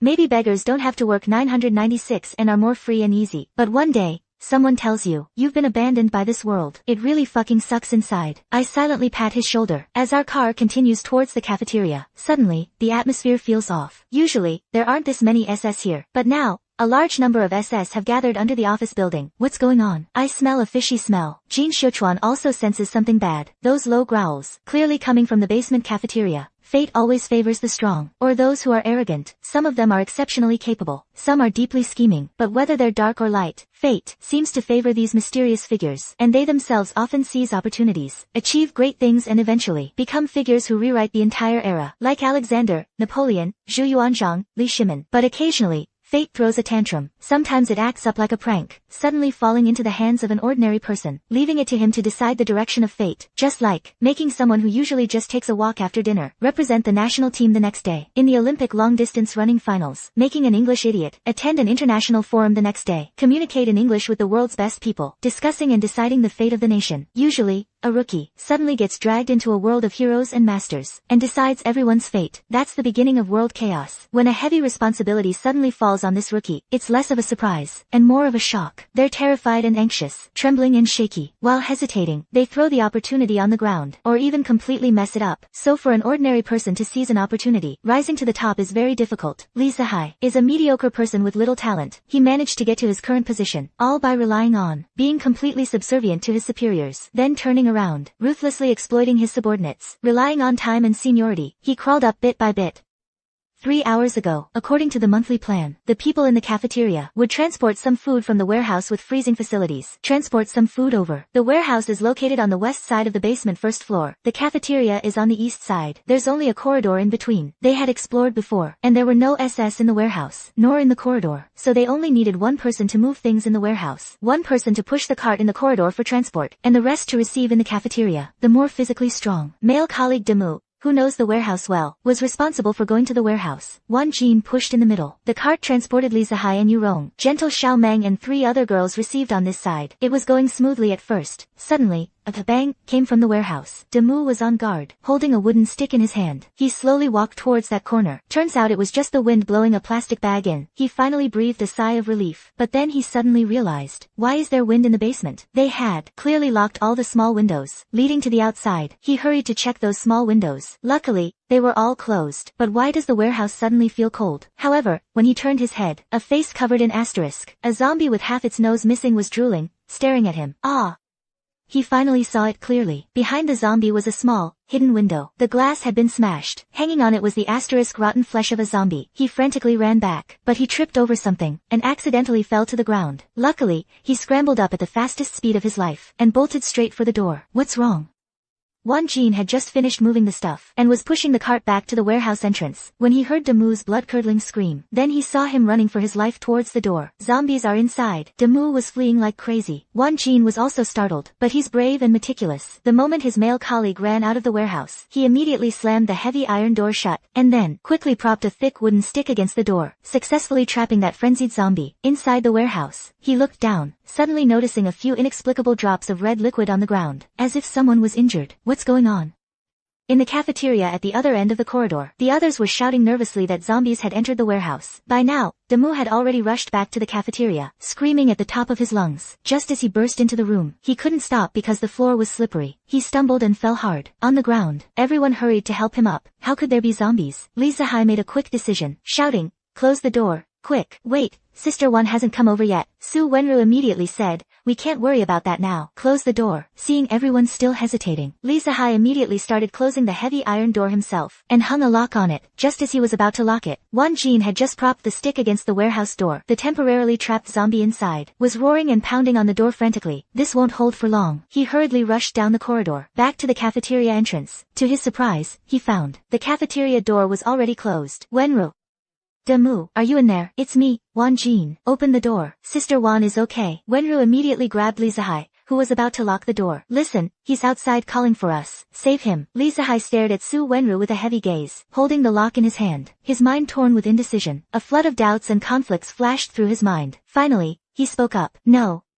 What if he's already been bitten? And didn't we agree that if anyone got into trouble, we couldn't show any weakness? Sister Wan isn't infected. He shut the door in time just now, and trapped the zombie in the warehouse. I saw it all. Let Sister Wan in." Damu, having fallen twice in a row, was in a lot of pain, explained with some difficulty. "Yeah, Damu said she's not infected. You can't leave Sister Wan locked outside alone. It's too dangerous." Yurong also quickly urged. Wan Jing outside also called out, "Lee Zahai, I'm not infected, and I just locked the zombies back in. Damu can vouch for me. Let me in. That door won't hold much longer. Also, Damu, are you feeling okay?" However, Lee Zahai's small eyes timidly looked at the ground. All along, the habit of being overly cautious, bred in the workplace, made him constantly and anxiously try to guess and cater to his superior's moods. Sometimes, to please a boss, he would sacrifice the interests of peers or subordinates. He was used to it. So, he still hid the key in his pants pocket. "No, it's too risky. I can't. We all agreed from the start, if anyone got into trouble, we could leave them behind. We have to be careful. Can't make a mistake." "But Ms. Wan isn't in trouble yet. Damu can testify she wasn't infected. You can't just ignore a living person." When Ro was almost furious with this stubborn old man, he simply went to grab the key. Others also stepped forward, wrestling with Lee Zahai for the key. But at that moment, with a loud bang, the warehouse door was finally smashed open by a tremendous force, like the gates of hell swinging open. Wan Jing turned her head in terror and despair. At the end of the corridor, a group of blood-drenched, rotting, disgusting zombies waved their mangled limbs as they lunged toward her. "They're out." Through the door, the terrifying roars and the awful sounds of chewing mingled together. Wan Jing's screams were slowly swallowed up. The people in the cafeteria were stunned. No one dared say another word. 1 second ago, that refined, gentle, and capable Wan Jing. The next second, she was reduced to food for a horde of ravenous zombies. "Damu, what's wrong?" Suddenly, Xiao Meng screamed. The male colleague who had been sitting on the floor was now writhing in pain on the ground. His limbs were twisted like gnarled tree branches. He was dry heaving uncontrollably. A stream of blood flowed from his calf. "When did you get hurt? Why didn't you say anything?" Lee Zahai was horrified. "I don't know when it happened." Damu wept in agony. But soon, his tears stopped. In the last second before he turned, he finally remembered. He had tripped over something in the warehouse. It was broken glass covered in zombie fluid, left behind when they smashed through the window. "Run!" The crowd screamed. Damu had gone berserk. He started attacking everyone around him. Xiao Meng, who was closest, had her neck snapped instantly. Before Wen-ro could react, Yu-rong pulled him deeper inside. Only then did he snap out of it, and frantically rushed back to find his 2 daughters. Finally, the 2 adults and 2 children hid in a restroom, and slammed the door shut. Just as they were about to lock it, a sobbing sound came from outside. It was Lee Zahai knocking. "Please, let me in. I'm not infected." Yu-rong absolutely hated him, but reason told him to open the door anyway. Lee Zahai scrambled inside. He was a mess. Tears and snot streaming down his face. He started crying the moment he got in. Su Wenru stared at him coldly. The room was deathly quiet. Only Lee Zahai's low sobbing could be heard, and Damu wandering in the cafeteria, and the growing horde of zombies in the warehouse corridor, the banging on the door. "I don't know what that kid Damu will." Lee Zahai seemed to be confessing, and explaining. Wan Jia didn't have to die. He was just asking about Damu, so he must have noticed something was wrong. He clearly wasn't infected. If he had come inside, he wouldn't have been eaten alive. He might have even noticed Damu's strange behavior, but it's too late now. "Wan Jia, Damu, this cafeteria that Wan Jia worked so hard to build, is about to be breached." Everything was getting getting better. Teacher Lee, you always liked being called that. You think everyone should respect you. But before others respect you, have you ever given them basic respect? In your heart, do you even see them as human? Do you truly see yourself as human? Arrogant yet insecure. Sometimes I see you groveling to those above you, yet indifferent to those around you. It's truly pathetic and pitiful. Su Wenru's light, ethereal voice carried finality and desolation. I'm sorry, Manjings. The flowers have already withered, and now you want to water them. Isn't that just redundant? Your arrogance killed everyone. You wrong. Tears welling in her eyes, shouted angrily. Lee Sahai stiffened. This usually arrogant and self-centered old man now seemed like a child of a few years old, like a child stripped naked by his parents and beaten on the ground. His back turned, his old face flushed red, ashamed and in pain. Just like that, this sanctuary that could have lasted half a year, this paradise-like safe haven, was completely breached. Jin Xiuchuan and I hurried downstairs, but the basement was crowded with growling zombies, and the mangled, headless snowman at the door made us gasp. Jin Xiuchuan was wearing my clothes from head to toe. The zombies couldn't smell him for now, but he seemed possessed. He charged into the zombie horde. Jin Xiu. My voice caught in my throat, because I saw the head at Jin Xiuchuan's feet, and vaguely recognized. That person seemed to be my wife's boss, Wan Jin. He was being devoured by a group of zombies. The scene was too brutal. I couldn't bear to look any longer. I saw Jin Xiuchuan shaking his head, his eyes red. His face wasn't filled with fear, but more with pain, restraint, and despair. Could it be? Suddenly, I remembered the conversation in the car earlier. The conversation between Jin Xiuchuan and me. But, bro, I have someone I like. In the glow of the setting sun, Jin Xiuchuan, who had been gloomy and depressed, and lost in his own misery, suddenly perked up again. Bro, don't look at me like that. Someone like me seems carefree and heartless, strong and easygoing, but I'd die if hit by a car too.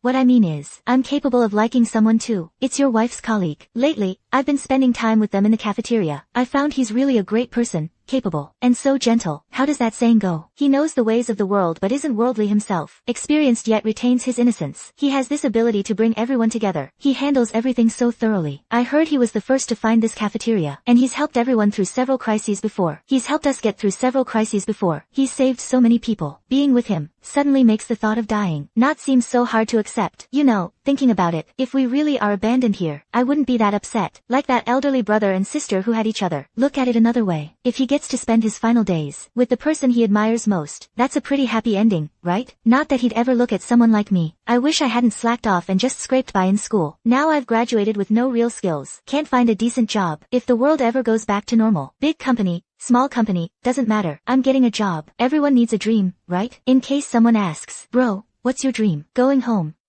That's my dream. In the warm, pale orange sunset, Jin Xiuchuan was bathed in a soft golden light. He spoke naturally and relaxed. His handsome, clear-cut face was once again filled with courage and hope. He didn't look like someone about to be left behind at all. Maybe it's because he found someone who gave him hope in this apocalypse, and now that person's head is at his feet. Meanwhile, Damu, now a zombie, had discovered the people hiding in the restroom. He growled, pounding impatiently on the women's room door. At 6'3", he was incredibly strong. Under his powerful, frenzied assault, the door began to buckle, and right then, I heard zombie sounds coming from the cafeteria too. Shocked, I couldn't even comfort Jin Xiuchuan. I just patted his shoulder, grabbed my baseball bat, and smashed the cafeteria door with all my might. Other zombies pounding on doors nearby looked at me. Their eyes seemed to say, is this guy out of his mind with hunger? Finally, with a loud crash, the door was broken open. The women and girls stared ahead in terror. Under the blood-red sunset, the hulking 6'3" figure cast a despairingly large shadow at the restroom entrance. His face was contorted, smeared with filth, veins bulging. He bared his teeth in a grotesque grin at them. Su Wenru knew this was the end. Her last act was to spread her arms, shielding her two young daughters. In her heart, she thought, Yen Shangguo, I'm sorry this time. Close your eyes, babies. We're going to see Grandma and Grandpa soon. She held her daughters close, sheltering their trembling little bodies. Her voice was as gentle as could be. A beast-like roar came from the doorway, piercing their eardrums. But then a dark figure suddenly charged forward. Run!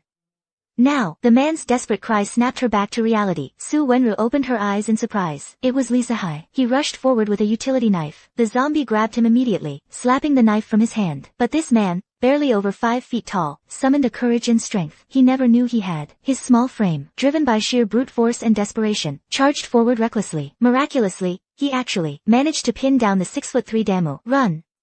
Lee Sahai roared with his last ounce of strength. Yurong grabbed Wenru, ready to flee. But Wenru, as if suddenly enlightened, darted forward, picked up that utility knife, aimed, closed her eyes, and stabbed down in one fluid, desperate motion. A spray of blood gushed out. Finally, she had pierced Damu's skull. Damu thrashed in agony. Enraged, he reached out to grab Wenru's arm, but Lee Sahai shoved Wenru aside, using his own body to wrestle with Damu. Finally, they slowly wore down this grievously wounded beast. Li Zihai slumped to the ground with a foolish grin. His shoulder was bitten through. Blood flowed ceaselessly from the wound. He laughed, half crazed. Why?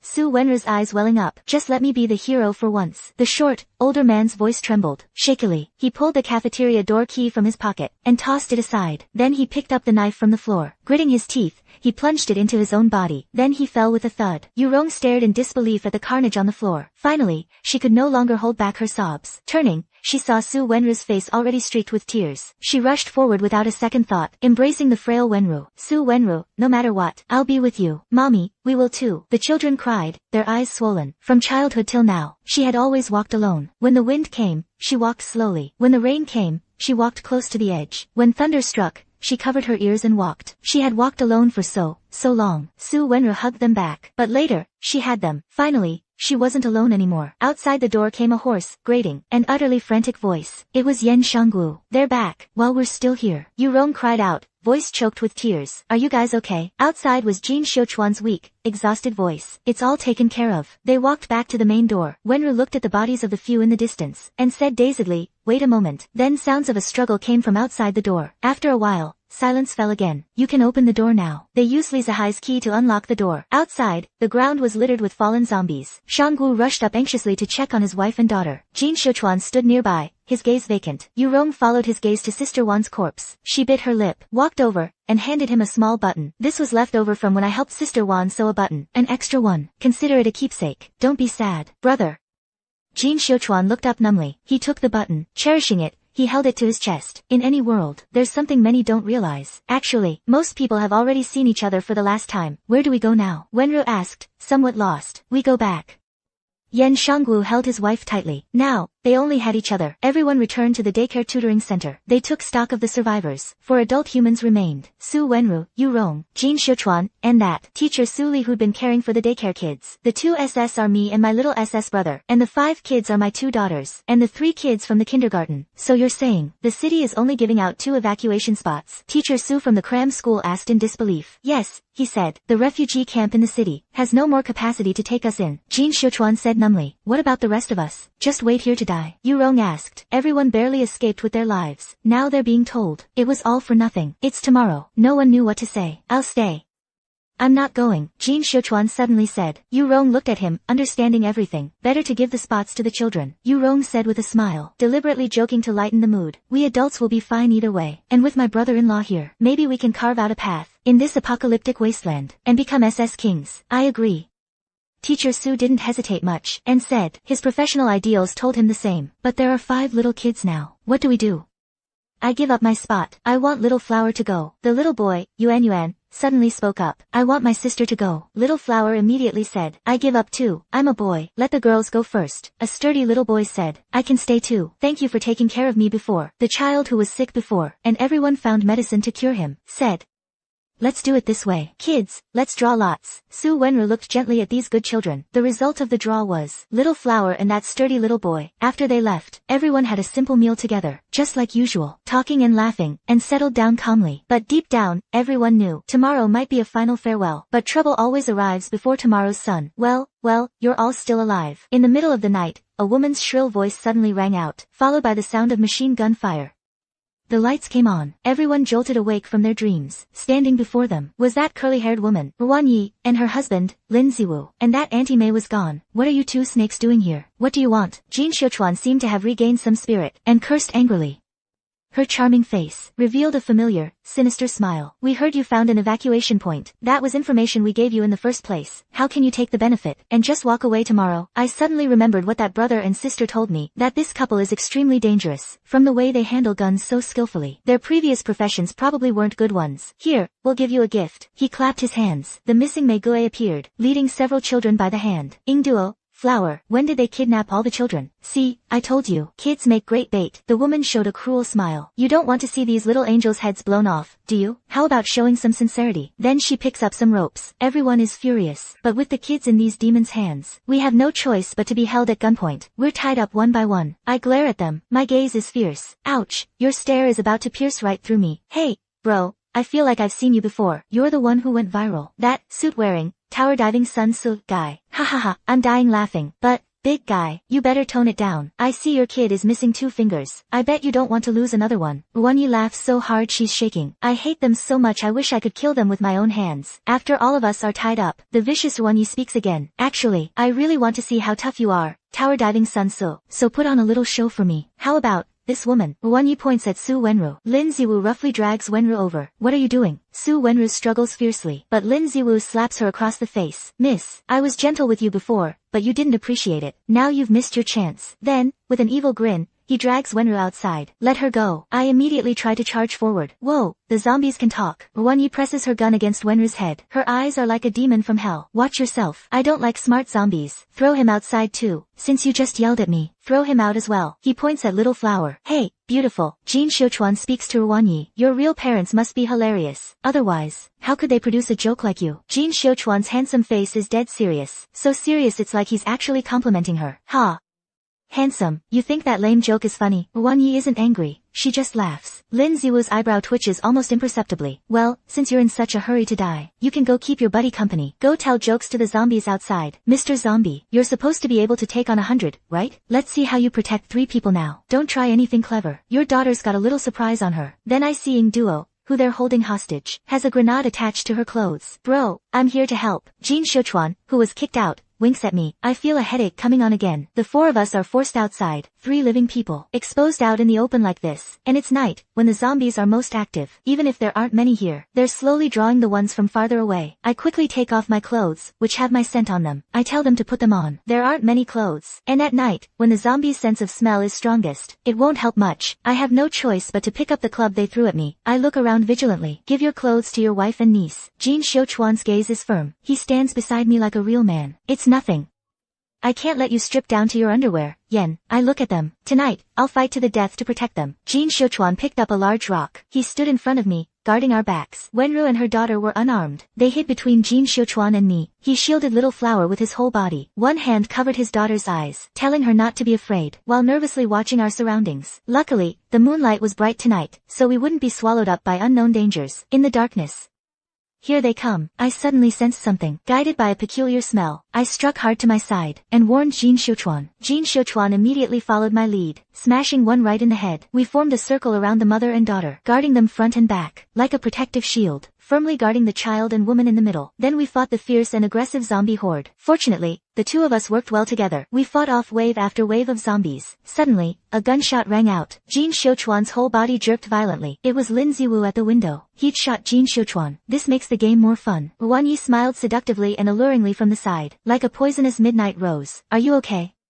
I asked anxiously. I rushed over. The smell of blood hit me. Luckily, I was wearing a mask, and relying on sheer willpower, I managed to resist it. I'm fine, really. It's fine, Yen. It hit my right arm. I can still use my left. He actually had the nerve to joke around with me. He must not be in mortal danger. Well, in that case, I'll just have to cripple your other hand. Ruanyi smiled, lifting her pretty chin. Like a cunning, charming fox. Lin Ziwu raised his gun in response. No. I quickly stepped in front of Jin Xiuchuan. Lin Ziwu grinned weirdly and leaned down, pulling the trigger. With a bang, the feeling of being shot didn't come. I opened my eyes in surprise, and saw Lin Ziwu tangled up with a little zombie. My zombie buddy was trying to grab his gun. That little boy, Yuan, had somehow broken free from the ropes. He was hanging on to Lin Ziwu's arm. It was their combined harassment that made Lin Ziwu lose his grip on the gun, causing the shot to go wide. Get off me. Lin Ziwu kicked the little zombie away. I won't let you hurt Flower and the aunties and uncles. Yuan bit down on the man's wrist. Enraged, Lin Ziwu slapped the boy. The boy couldn't dodge in time. His head hit the windowsill. His small body fell to the ground. Blood bloomed on the floor like a flower. Lin Ziwu raised his gun again, aiming it at the boy's head. No! Teacher Su screamed, but the usually ruthless Ruanyi suddenly flew into a rage. Stop! She barked. He bit me. Lin Ziwu was also startled. He turned to look at the woman in surprise. I said stop, so stop. Why do you have to talk back so much? Watch it, or I'll beat you up. Ruanyi looked at the boy, dying in a pool of blood. As if remembering something, clenching her teeth, she suddenly yelled at Lin Ziwu. He bit you. Why didn't you muzzle him? Can't you even handle a simple thing like that? What kind of man are you? And why did you put this zombie in the same room as us? Have you lost your mind? I'm sorry. I'll take him away right now. Scolded to a pulp. Lin Ziwu didn't get angry. He just lowered his head, picked up the little zombie from the floor, and handed it to Meigue to lock up in another room. By now, the little zombie had a muzzle on, so it wasn't much of a threat. As for that little boy, Lin Ziwu stared at the boy, barely alive in the pool of blood. His handsome eyes narrowed slightly. Bro, what do we do with him? Throw him in another room, Meiguo asked. Find a room with a bed. Wait. He stopped Meiguo and whispered, let that woman take care of him. I was a bit rough earlier. Don't let him die. The woman Lin Ziwu mentioned was Teacher Su. Meiguo looked at Lin Ziwu in surprise, not understanding why he and Sister Yi were acting so unlike themselves today. Not decisive at all, but rather soft-hearted. On my side, because Jin Xiuchuan was suddenly shot, I had to fight alone, and with one less person covering the rear, we had to fall back closer to the wall. I had to watch both the front and the sides. Gripping the club that I'd barely stopped swinging, I felt my body growing weaker. A familiar wave of dizziness hit me hard. Damn it.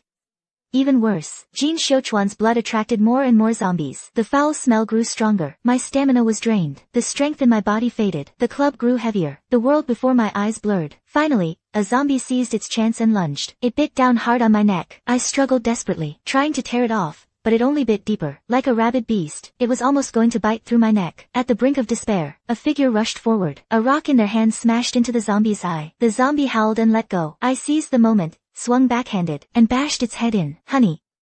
I saw Wenro holding a rock, her face covered in tears. Yan Shanggu, are you okay? Tears welled in her eyes, her voice trembling as she asked. I looked down at my neck. A huge chunk of skin had been torn off. I saw the lifeless muscle tissue beneath, and the terrifying white bone. I can see my collarbone now. I tried my best to act like it was nothing, even cracking a joke. Don't cry. It's fine. I reached out and gently patted her head, then suddenly pushed her away. With a fierce swing, splat, the sound of brains splattering. Another new wave was here. Zombies.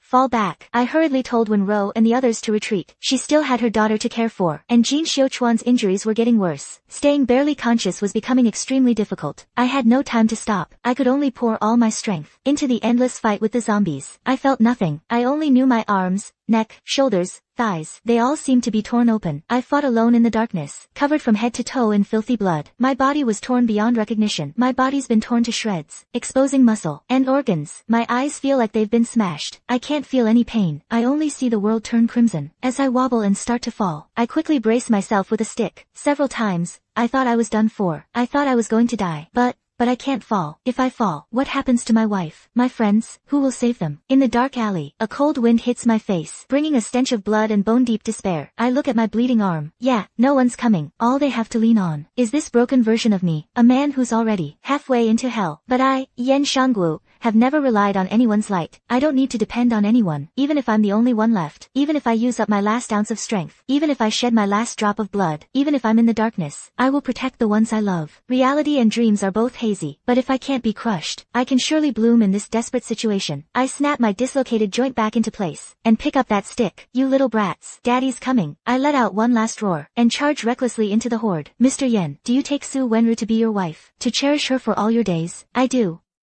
In this life and the next, I do. Even if I die, I'd still want to. What nonsense are you talking? What's with all this die talk? Why say that at a wedding? Though happy, the bride scolded him with feigned anger. I mean it. Thank you, Wenru, for marrying someone as ordinary and humble as me. I'm not outstanding. I wasn't a good student. I like to brag. I love eating garlic. And I always forget to brush my teeth before kissing. You always slap me for that. But I will protect you. A lifetime is a lifetime. A promise is a promise. Yan Shanggu was getting more and more ridiculous. His youthful face turned bright red. You idiot, stop talking. Did you drink before coming up here? Seeing the guests struggling not to laugh, Su Wenru hurriedly covered his mouth. You caught me. Ha! Liquor gives a coward courage. At the wedding, those silly scenes flashed in her mind again. Su Wenru didn't know why. She suddenly remembered this. But when she saw that fool Yan Shanggu, like a moth to a flame, charge alone into the horde, she felt the whole world go silent. Endless tears fell unnoticed from her pretty, clean face. Through blurred vision, she watched that fool fighting desperately inside. You bastard, you promised me a lifetime. That night, the pale moon seemed stained with blood, turning into a crimson moon. The cawing of crows echoed in the air. Carnage and death buried the dark night. Ha! How boring. Wan Yi sneered and closed the window. She drew the curtains shut. You've all seen enough of the show. Take a break. When the first ray of sunlight entered the room, the child awoke from sleep. The sky began to clear. Gentle sunlight filtered through clouds thin as feathers, casting faint, dapple patterns on her face. A breeze of early summer blew softly. What a bright and beautiful morning this should have been. Wan Yi yawned and pulled open the curtains. She had just opened the window when an intense, pungent stench of blood and rot wafted inside. She immediately covered her nose in disgust and looked down. Even she, who had seen much death and many zombies, was stunned by the sight. Under the sunlight, the street was densely packed with zombie corpses. The whole street looked like a living hell. Jin Xiuchuan had lost too much blood. He lay to the side, his fate unknown. And that woman, Su Wenru, was clutching her young daughter tightly, huddled in a corner. Her hair was disheveled. Her gaze was vacant as she stared. In one direction, there stood a small hill piled with zombie bodies. Amidst the gore, a person, if it could still be called a person, that human-shaped thing was still standing. He leaned against that hill of corpses. His eyes were open, tireless, but their hollow gaze held no life. It was as if, after solving all the problems, he had simply stood there, too tired to even close his eyes. He had fallen asleep, too late to say one last word to his wife. Don't cry. It's okay. Lin Ziwu walked to Ruan Ye's side. He too was stunned by the bloody scene before them. Except for Yan Shangguo, everyone survived. There wasn't a single walking zombie left around. Looking down at the woman's dazed figure, a sudden, inexplicable rage rose in Ruan Ye's heart. She slammed the door shut and stormed downstairs. She pointed her gun directly at the woman's head. You think you won, Ruan. You didn't know why, but she was just so angry. I'll send you and your daughter to meet that stinking zombie right now. Do whatever you want. Right now. I just want to be with him. Su Wenru walked over. She slowly embraced Yan Shangwu's corpse. He was covered in blood, yet he was cleaner than anyone. He came from darkness, but he brought light to everyone. Then I'll kill your daughter first. Don't you dare play the good person in front of me. I've seen plenty of people like you at the casino, acting all decent in daily life, but once they gamble to the end, they lose their minds. They even let people chop off their own daughter's fingers. People with hearts of stone like you don't deserve to be fathers. As if venting her anger, Ruan Yi screamed hysterically. My husband was a lawyer. Su Wenru raised her head. Her gaze was cold yet blazing. She spoke, enunciating each word. He helped trafficked women return home. He took on cases for poor, powerless farmers. He fought for justice that no one else dared to touch. That's why the traffickers targeted him. They retaliated. That's why Yingduo was kidnapped. That's why they chopped off 2 fingers from her left hand. And I blamed him. I hated him for ruining Yingduo's life, so I made him leave this house. But I never thought he'd get bitten by a zombie outside, and then he turned into one. Became what he is now. When he first took off his mask for me, you should have seen the look in his eyes. It's all because of that case. It's all because I drove him away. Su Wenru's eyes were badly swollen. Ruan Yi was stunned. He always thought his parents didn't deserve to be called parents. Ruan Ye's mother was trafficked to the village when she was young. His mother was weak and easily bullied. She gave birth to him and his brother before she was 20, but his father was a monster. He and his brother were beaten black and blue by their drunken father every day. Later, he was sold by his father to a casino to pay off debts. In the casino and the theater, he spent the most miserable years of his youth. If he hadn't met Wu, he would have rotted there for the rest of his life. With his help, he escaped. He fought back and carved out a path. From then on, he was on a road of no return. It was for helping trafficked women get home. Ruan Yi laughed, a laugh full of bitterness and desolation, as if he'd heard a joke. Home. He felt a sharp pain in his heart. If only someone had stepped up back then, to help them when they were helpless. Maybe his brother, who was beaten to death by domestic violence, and his mother wouldn't have ended up like this. And he just destroyed someone who helped others like that. He clenched his fists. For a long, long time, he said nothing. He just went upstairs, and left with the 2 men behind him. He carried the heavy weapon. His once petite and vibrant figure seemed to have lost some of its color in the wind. In the truck, Sister Yi said we'd take them out, and then take their spots. Why the sudden change? Mei Igue didn't understand why we were pulling out just like that. Enough. As long as people are alive, there's always a way to keep living. Lin Ziwu held his wife, the wife who was silently crying in his arms. Mei Igue said nothing more. They gave him his life. It didn't matter. He'd just fight again. Xiao Wu, did I do wrong? Am I really that bad? He buried his murmurs and his tears in his embrace. If you're the bad guy, then I'll be worse than you. If you're the good guy, I'll still be worse than you. That way, you'll never be punished. You're full of crap. Really, when have I ever lied to you? Back at the casino, I said I'd get you out, and I kept my word. From now on, I'll always protect you. And I think, maybe San Wang is just a door. It's not the end. It's just the start of another journey. Who knows? But I do know. My life only began when I met you. As for when it ends, who the hell cares? The next day, the weather was uncharacteristically good. The sky was clear and cloudless. Report, we've found a large number of survivors here, requesting backup. As a convoy of modified military jeeps rumbled into the city, everyone was shocked to see a team of armed soldiers, accompanied by doctors and medical personnel. They were fully equipped. Their objective was clear, and they moved swiftly. Are you sent by the city? You can only take 2 people. Can't you take more children? Jin Xiuchuan, who had just woken up after a long coma, but Jin Xiuchuan's injuries are still not looking good. Struggling to get up, he asked, worriedly taking care of him by his side. We are the Chinese People's Liberation Army Ground Force. The Cedar Brigade received a mission from the party and the Central Committee to rescue citizens in various cities. Behind these soldiers are the Sophie siblings, waving excitedly at them. Hello, I'm Sophie. I'm the one who previously told Yan Shangguo that there were only 2 rescue spots in their city. I finally contacted my superiors later. Only then did I find out. The party central committee has issued emergency evacuation measures. They will search for survivors city by city and relocate them. Although we arrived a day late, but everyone can leave now. And I've already reported to the organization. Yen Shangwu's special physical condition. If he's willing, he can cooperate with us in vaccine development. If he's not willing, we will also take care of him and his family. Little hometown. We will properly them. I hope he considers it carefully. Safi, finally sensing something was wrong.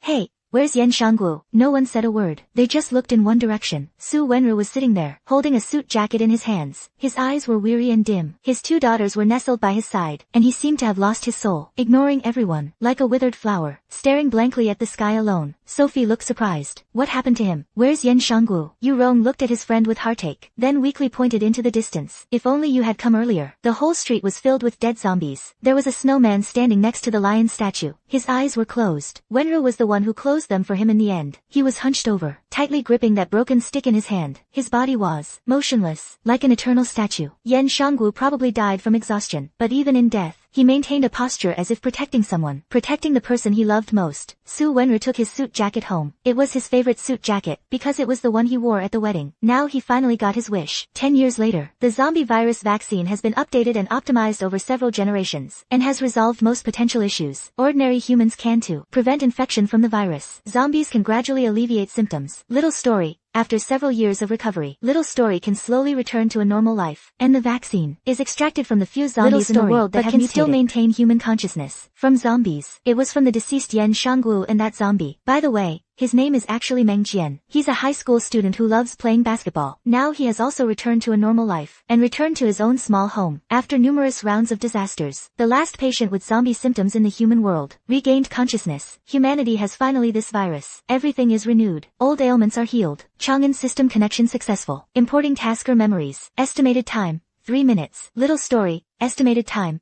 3 minutes. I groggily opened my eyes. Before me was a completely unfamiliar world. It looked like a studio in some tech facility. All sorts of high-tech computers and large screens were working in an orderly fashion. Who am I?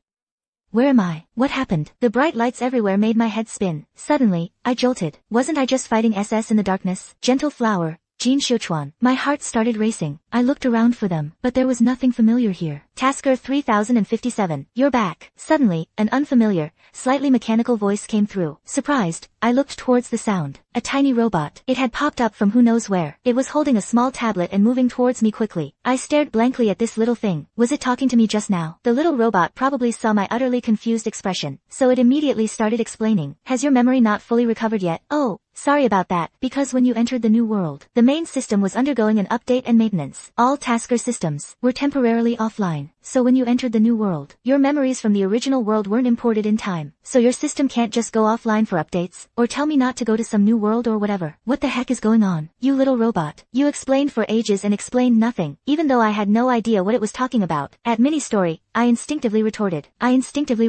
Mini-story. Wow, ever since I became an SS. Wow, ever since I became an SS. How long has it been since I spoke this much? I couldn't help but say all that in one breath.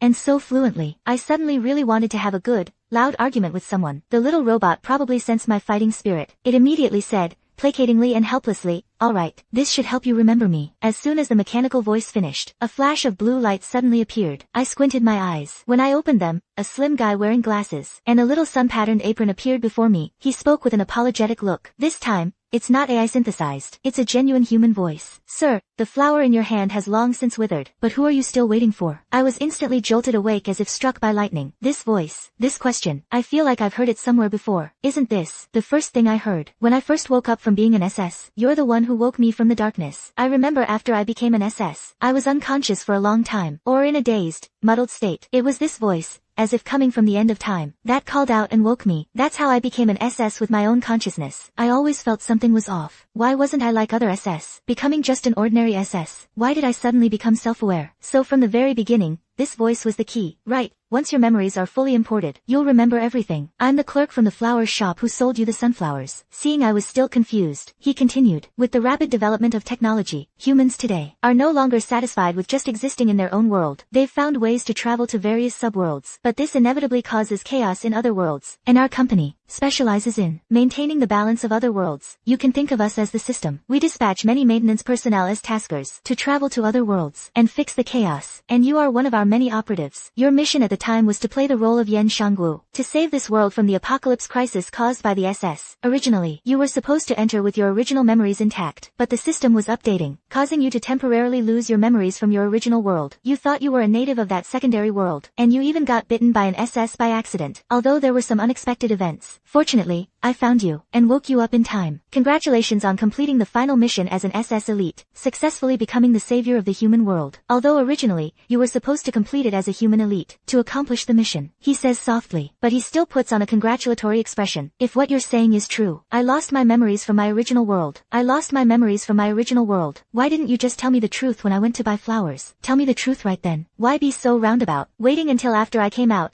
got bitten, and mutated, to tell me some cryptic nonsense? I tried, but you only had the memories of that world. You were utterly convinced you were a native. You thought I was a liar. You wouldn't believe anything I said. Then, right after you left the flower shop, you ran into trouble. There was no other way. I could only use things from that world. The wife and child you cared about most, and the sunflowers as an important token to guide you, hoping to wake you up. He explains helplessly. I still had my doubts. 3 minutes are up. Mission operative memory import complete. In the empty hall, a computer's electronic voice suddenly sounds. I shudder all over, and then stand there slightly dazed. Instantly, countless memories like a continuous river flood into my mind. My name is Deng Liqian. Originally, I was a small department manager at a company, to buy myself the latest model of a flying vehicle, and also to experience life, relying on my college martial arts club experience, having some martial arts foundation. Bold as I am, I signed up for the Brilliant World Project, the other world fixer project by some tech company. Actually, I'd participated in this project a few times before, completed missions like going back to ancient times to beat sense into a young, foolish emperor, then helping him govern diligently and unify the realm when he grew up, saving a teenager from school bullying in high school, preventing him from turning dark, and finally becoming a business tycoon, among other tasks. Who knew the system would glitch this time? It didn't input my original world memories in time, so when I arrived here, I only had the memories of this world. I thought I was Yen Shangwu, and followed this world's plot to buy flowers, then got bitten by an SS right after leaving the shop. I stare at this young guy speechlessly. He sees I seem to remember everything, and scratches his head awkwardly. But still, congratulations on completing the mission in a different way. Different paths, same destination, right? Ha, well, you know, I got bitten so hard my collarbone saw daylight again. Ha, I guess that counts as a kind of bony beauty. He even dares to joke with me. So, can I not go back to that world? I ask softly. Ah, what are you talking about? You've already saved the world and completed the mission. What would you do in that chaotic, backward secondary world? And over there, you're already dead. The young man politely and courteously reminds me.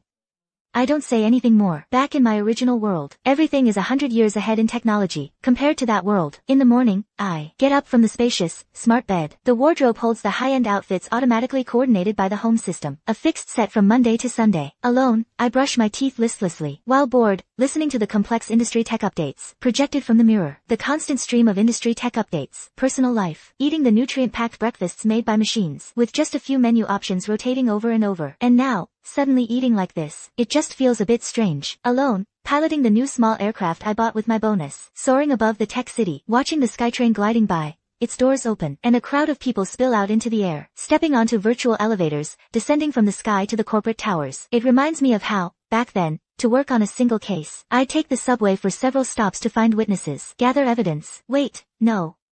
Since I'm here on a mission, then Yen Shangwu's original world isn't mine. So, the memories of being a lawyer, fighting cases, meeting and falling in love with Wenru, playing and roughhousing with the kids, they were all implanted in me. They're all fake. I suddenly feel a deep sense of loss. It's all fake. Then what is real? I look at my reflection in the glass door. Tall and well-built, features cold and stern, hair perfectly styled, clothes immaculate. Every detail exudes a rigid, meticulous precision and coldness. In this world of rapid technological advancement, a world of steel and concrete everywhere, I've always been alone. My parents divorced. My father passed away suddenly when I was in middle school. He left behind a house with smart voice-controlled furniture, and a monthly transoceanic video call with my mother. From then on, I was alone. From then on, I was alone, unattached and free, carefree and easy, but also cold and lonely. When I felt down, I'd even talk to the smart refrigerator for a while. When I grew up, I also tried to find a living, breathing human partner, but that deep-seated loneliness and sense of abandonment seemed impossible to erase. Off work. Let's go, grab some food. Sure, this time, I'm going to that molecular gastronomy place. Oh, you and your old-fashioned tastes. Isn't atomic cuisine great too? Ha, just feeling nostalgic sometimes. Everyone else had left. I slowly left my office too, walking back slowly in the pitch darkness. The feeling of my feet on the ground was so solid. I remembered driving with them, laughing and chatting on the road. In the elevator, seeing Jean Xiuchuan, timid as a mouse, hiding behind me. In the cafeteria, discussing our plans and futures with everyone, hugging Wenru and the kids. Little stories. That feeling of a long-awaited reunion. And after becoming an SS, being able to cry for the first time, to make expressions, being able to speak for the first time, feeling my bodily functions slowly seem to recover, the anticipation and joy of evolving towards being human, and my little SS buddy, and those little notes that drifted down from behind the curtains. Uncle, do SS still get hungry? Uncle, next time you go to the store, can you get me an Ultraman? Uncle, why do you always hold that ugly black bouquet? Ah, the chilly wind blows against the wetness on my face, bringing me back to reality. A black leaf pierces my heart. I seem to see, in the dark night, that boy with a bleeding shoulder, collapsed on the ground. That crying girl. The girl whose face was streaked with tears for me, calling out to me in despair. Yen Shanggu, you promised it would be a lifetime. I slumped to the ground. The wind made it feel so cold. I really want to go back to them too. Maybe we can talk. A teasing voice suddenly came from above. I looked up in surprise there was nothing in the air. I was in front of the street. A shadow slowly materialized, slowly taking the shape of a person. It was a tall and elegant-looking woman. You.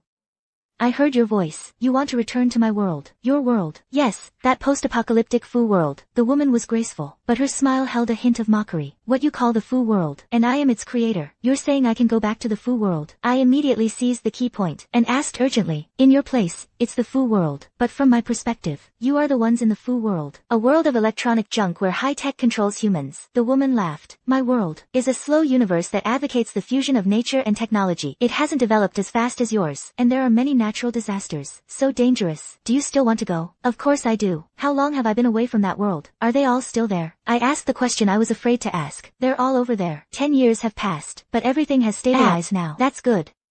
So can I really go back? In theory, yes, but they won't want to let you go so easily. What do you mean? But all memories of the original world were erased Was it an accident? They said it was because of a system update. Pfft. The woman laughed out loud. A system update? That lasted this long? Only restoring your memory when you returned? I think it's because you saw something you shouldn't have, so they had to erase your memory. Something I shouldn't have seen. I frowned deeply, waiting for her answer. Look at this. Does it look familiar?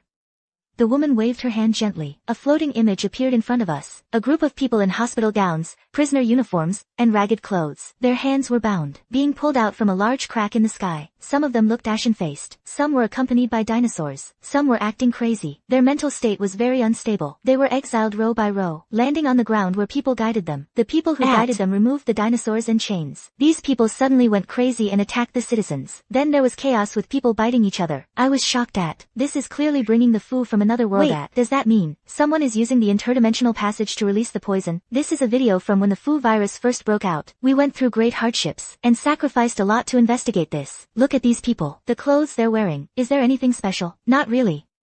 Just ordinary protective suits. I suddenly froze. Woman, zoom in on that cuff, the one that's almost invisible. That logo, damn it, isn't that from our world? From that certain tech company? You're saying, could it be? They looked at my disbelieving expression. The woman nodded. According to our investigation, it was your world that released the SS virus into ours, and the tech company you work for was the direct operator. I think you must have seen something before you came here, so they erased your memory and dumped you into our world to let you fend for yourself. Then why did they come to save me? I still remember. They were the ones who woke me from the SS state, because we had gathered some evidence at the time, linking this crisis to your world. I think your superiors might have gotten wind of it, and wanted to do us a favor, pretending to come save our world. If it succeeded, they'd be the saviors of our world. If it failed, our world would still fall into hell. Then they could use the World Assistance Pact as a pretext to send troops to help us, and seize control in the process. They just didn't expect you'd actually succeed in completing the mission. That's why they gave back part of your memory in the end, to make you their pawn. I still couldn't accept it all at once. Returning to my original world, my mind did get better, but I still couldn't believe it. Our project, it was supposed to maintain the balance of other worlds, to resolve chaos, to help others. How could it become us, destroying other worlds? And the terrifying thing is, do you know who they sent to us? These people carrying the SS virus? What kind of people are they? The woman sneered. They're all the worst from your world. The most evil, sentenced to triple life imprisonment. Criminals, robbers, the mentally ill, terrorists, Beggars, vagrants, dumping such unstable elements into our world. Even if we cure their SS virus, these dangerous people regain their freedom, left in our world without any shackles. What kind of terrible disaster would that bring? But our project's name is Brilliant World. It was to fix the bugs in worlds, to make all worlds better. How could your brilliance? Whose world's brilliance is it? The woman asked cruelly. Is it by dumping the worst people into other worlds, letting these scum wreak havoc there, while keeping only the elites, the ordinary civilians, what you call the good people, camp, to build your civilization's brilliance? Is that your so-called brilliant world? I clenched my fist. My head suddenly started throbbing with pain. Our world is highly technologically advanced. The people are friendly and harmonious. Everyone is of high quality. Everything seems beautiful and advanced. How could it be? How could it be achieved by eliminating evil and promoting good like this? Everything has its dark and light sides. It's not just black and white. The woman sighed. An excessive pursuit of perfection is also a sickness. So is excessive development. In your world, is there even one truly ancient tree left growing in the wild? I paused. Our resources were pretty much tapped out long ago. Forest resources included. The trees lining the streets are all fake, artificial, just for aesthetics. Why are you telling me this? And why help me get back? It's easy talking to a smart person. No need for beating around the bush. She smiles gently. Then her expression turns serious. I need your help. The people sent to our world will definitely cause more chaos in the future. Your world will surely make more moves after that. I need people with special abilities to help me protect our world. I need your unique constitution and abilities, Mr. SS. But 10 years have passed over there. No matter how strong my body was, it should have rotted to dust by now. Don't worry about that. I've made arrangements. Since you're the one I chose, I'll naturally ensure you can live on as humans, yet remain distinct from ordinary humans. Who else is there? Meng Jian, and some other old acquaintances of yours. You'll find out when you go back. He smiles slightly. So, your decision is, I understand. I agree. I didn't hesitate, as long as I can see their smiling faces again, whether I'm Yan Shanglu, Deng Liqian, or SS. What does it matter? Meanwhile, in a research institute, a group of staff nervously watches over the person inside the experimental chamber. We detected faint life signals before. These past few days, they've become much clearer. We suspect he might be waking up. Good. Keep monitoring. Report any developments immediately. Su Ting looks at the staff before her, lost in memory. Ever since that incident 10 years ago, when they saved Yan Shanglu and his group, they've been studying his body. However, during the research, they discovered he retained a trace of life. Su Ting's sister, Su Fei, passed away 5 years ago. Before her death, Su Fei came to see Yan Shanglu. Weak and fading, Su Fei could only sit in a wheelchair now. Gazing at Yan Shanglu's closed eyes in the chamber, she slowly turned her head and said weakly to her brother, if I hadn't relayed the wrong intel back then, maybe he wouldn't have. If there's even a sliver of hope, you must save him. I truly owe him, and his wife, an apology. And even though he was SS, he helped all of us. Who says those standing in the shadows can't be heroes? Su Ting wiped a tear from the corner of her eye. In the following years, they tried skin grafts on him, injected serum to reverse SS traits, and administered nutrients. And on Yan Shanglu's face, a hint of color slowly began to appear. He truly started to look more and more human. Although his vital signs remained weak, Su Ting believed, maybe, a miracle might really happen to this guy again. Beep beep beep. Professor Su, Professor Su. He's showing activity. A voice of elation rang out in the lab. Outside the window, in some nameless corner, sunflowers blanket the hills. Beneath the golden sunlight, they shimmer with the glow of life. Alright folks, that's a wrap. Thank you all for your support.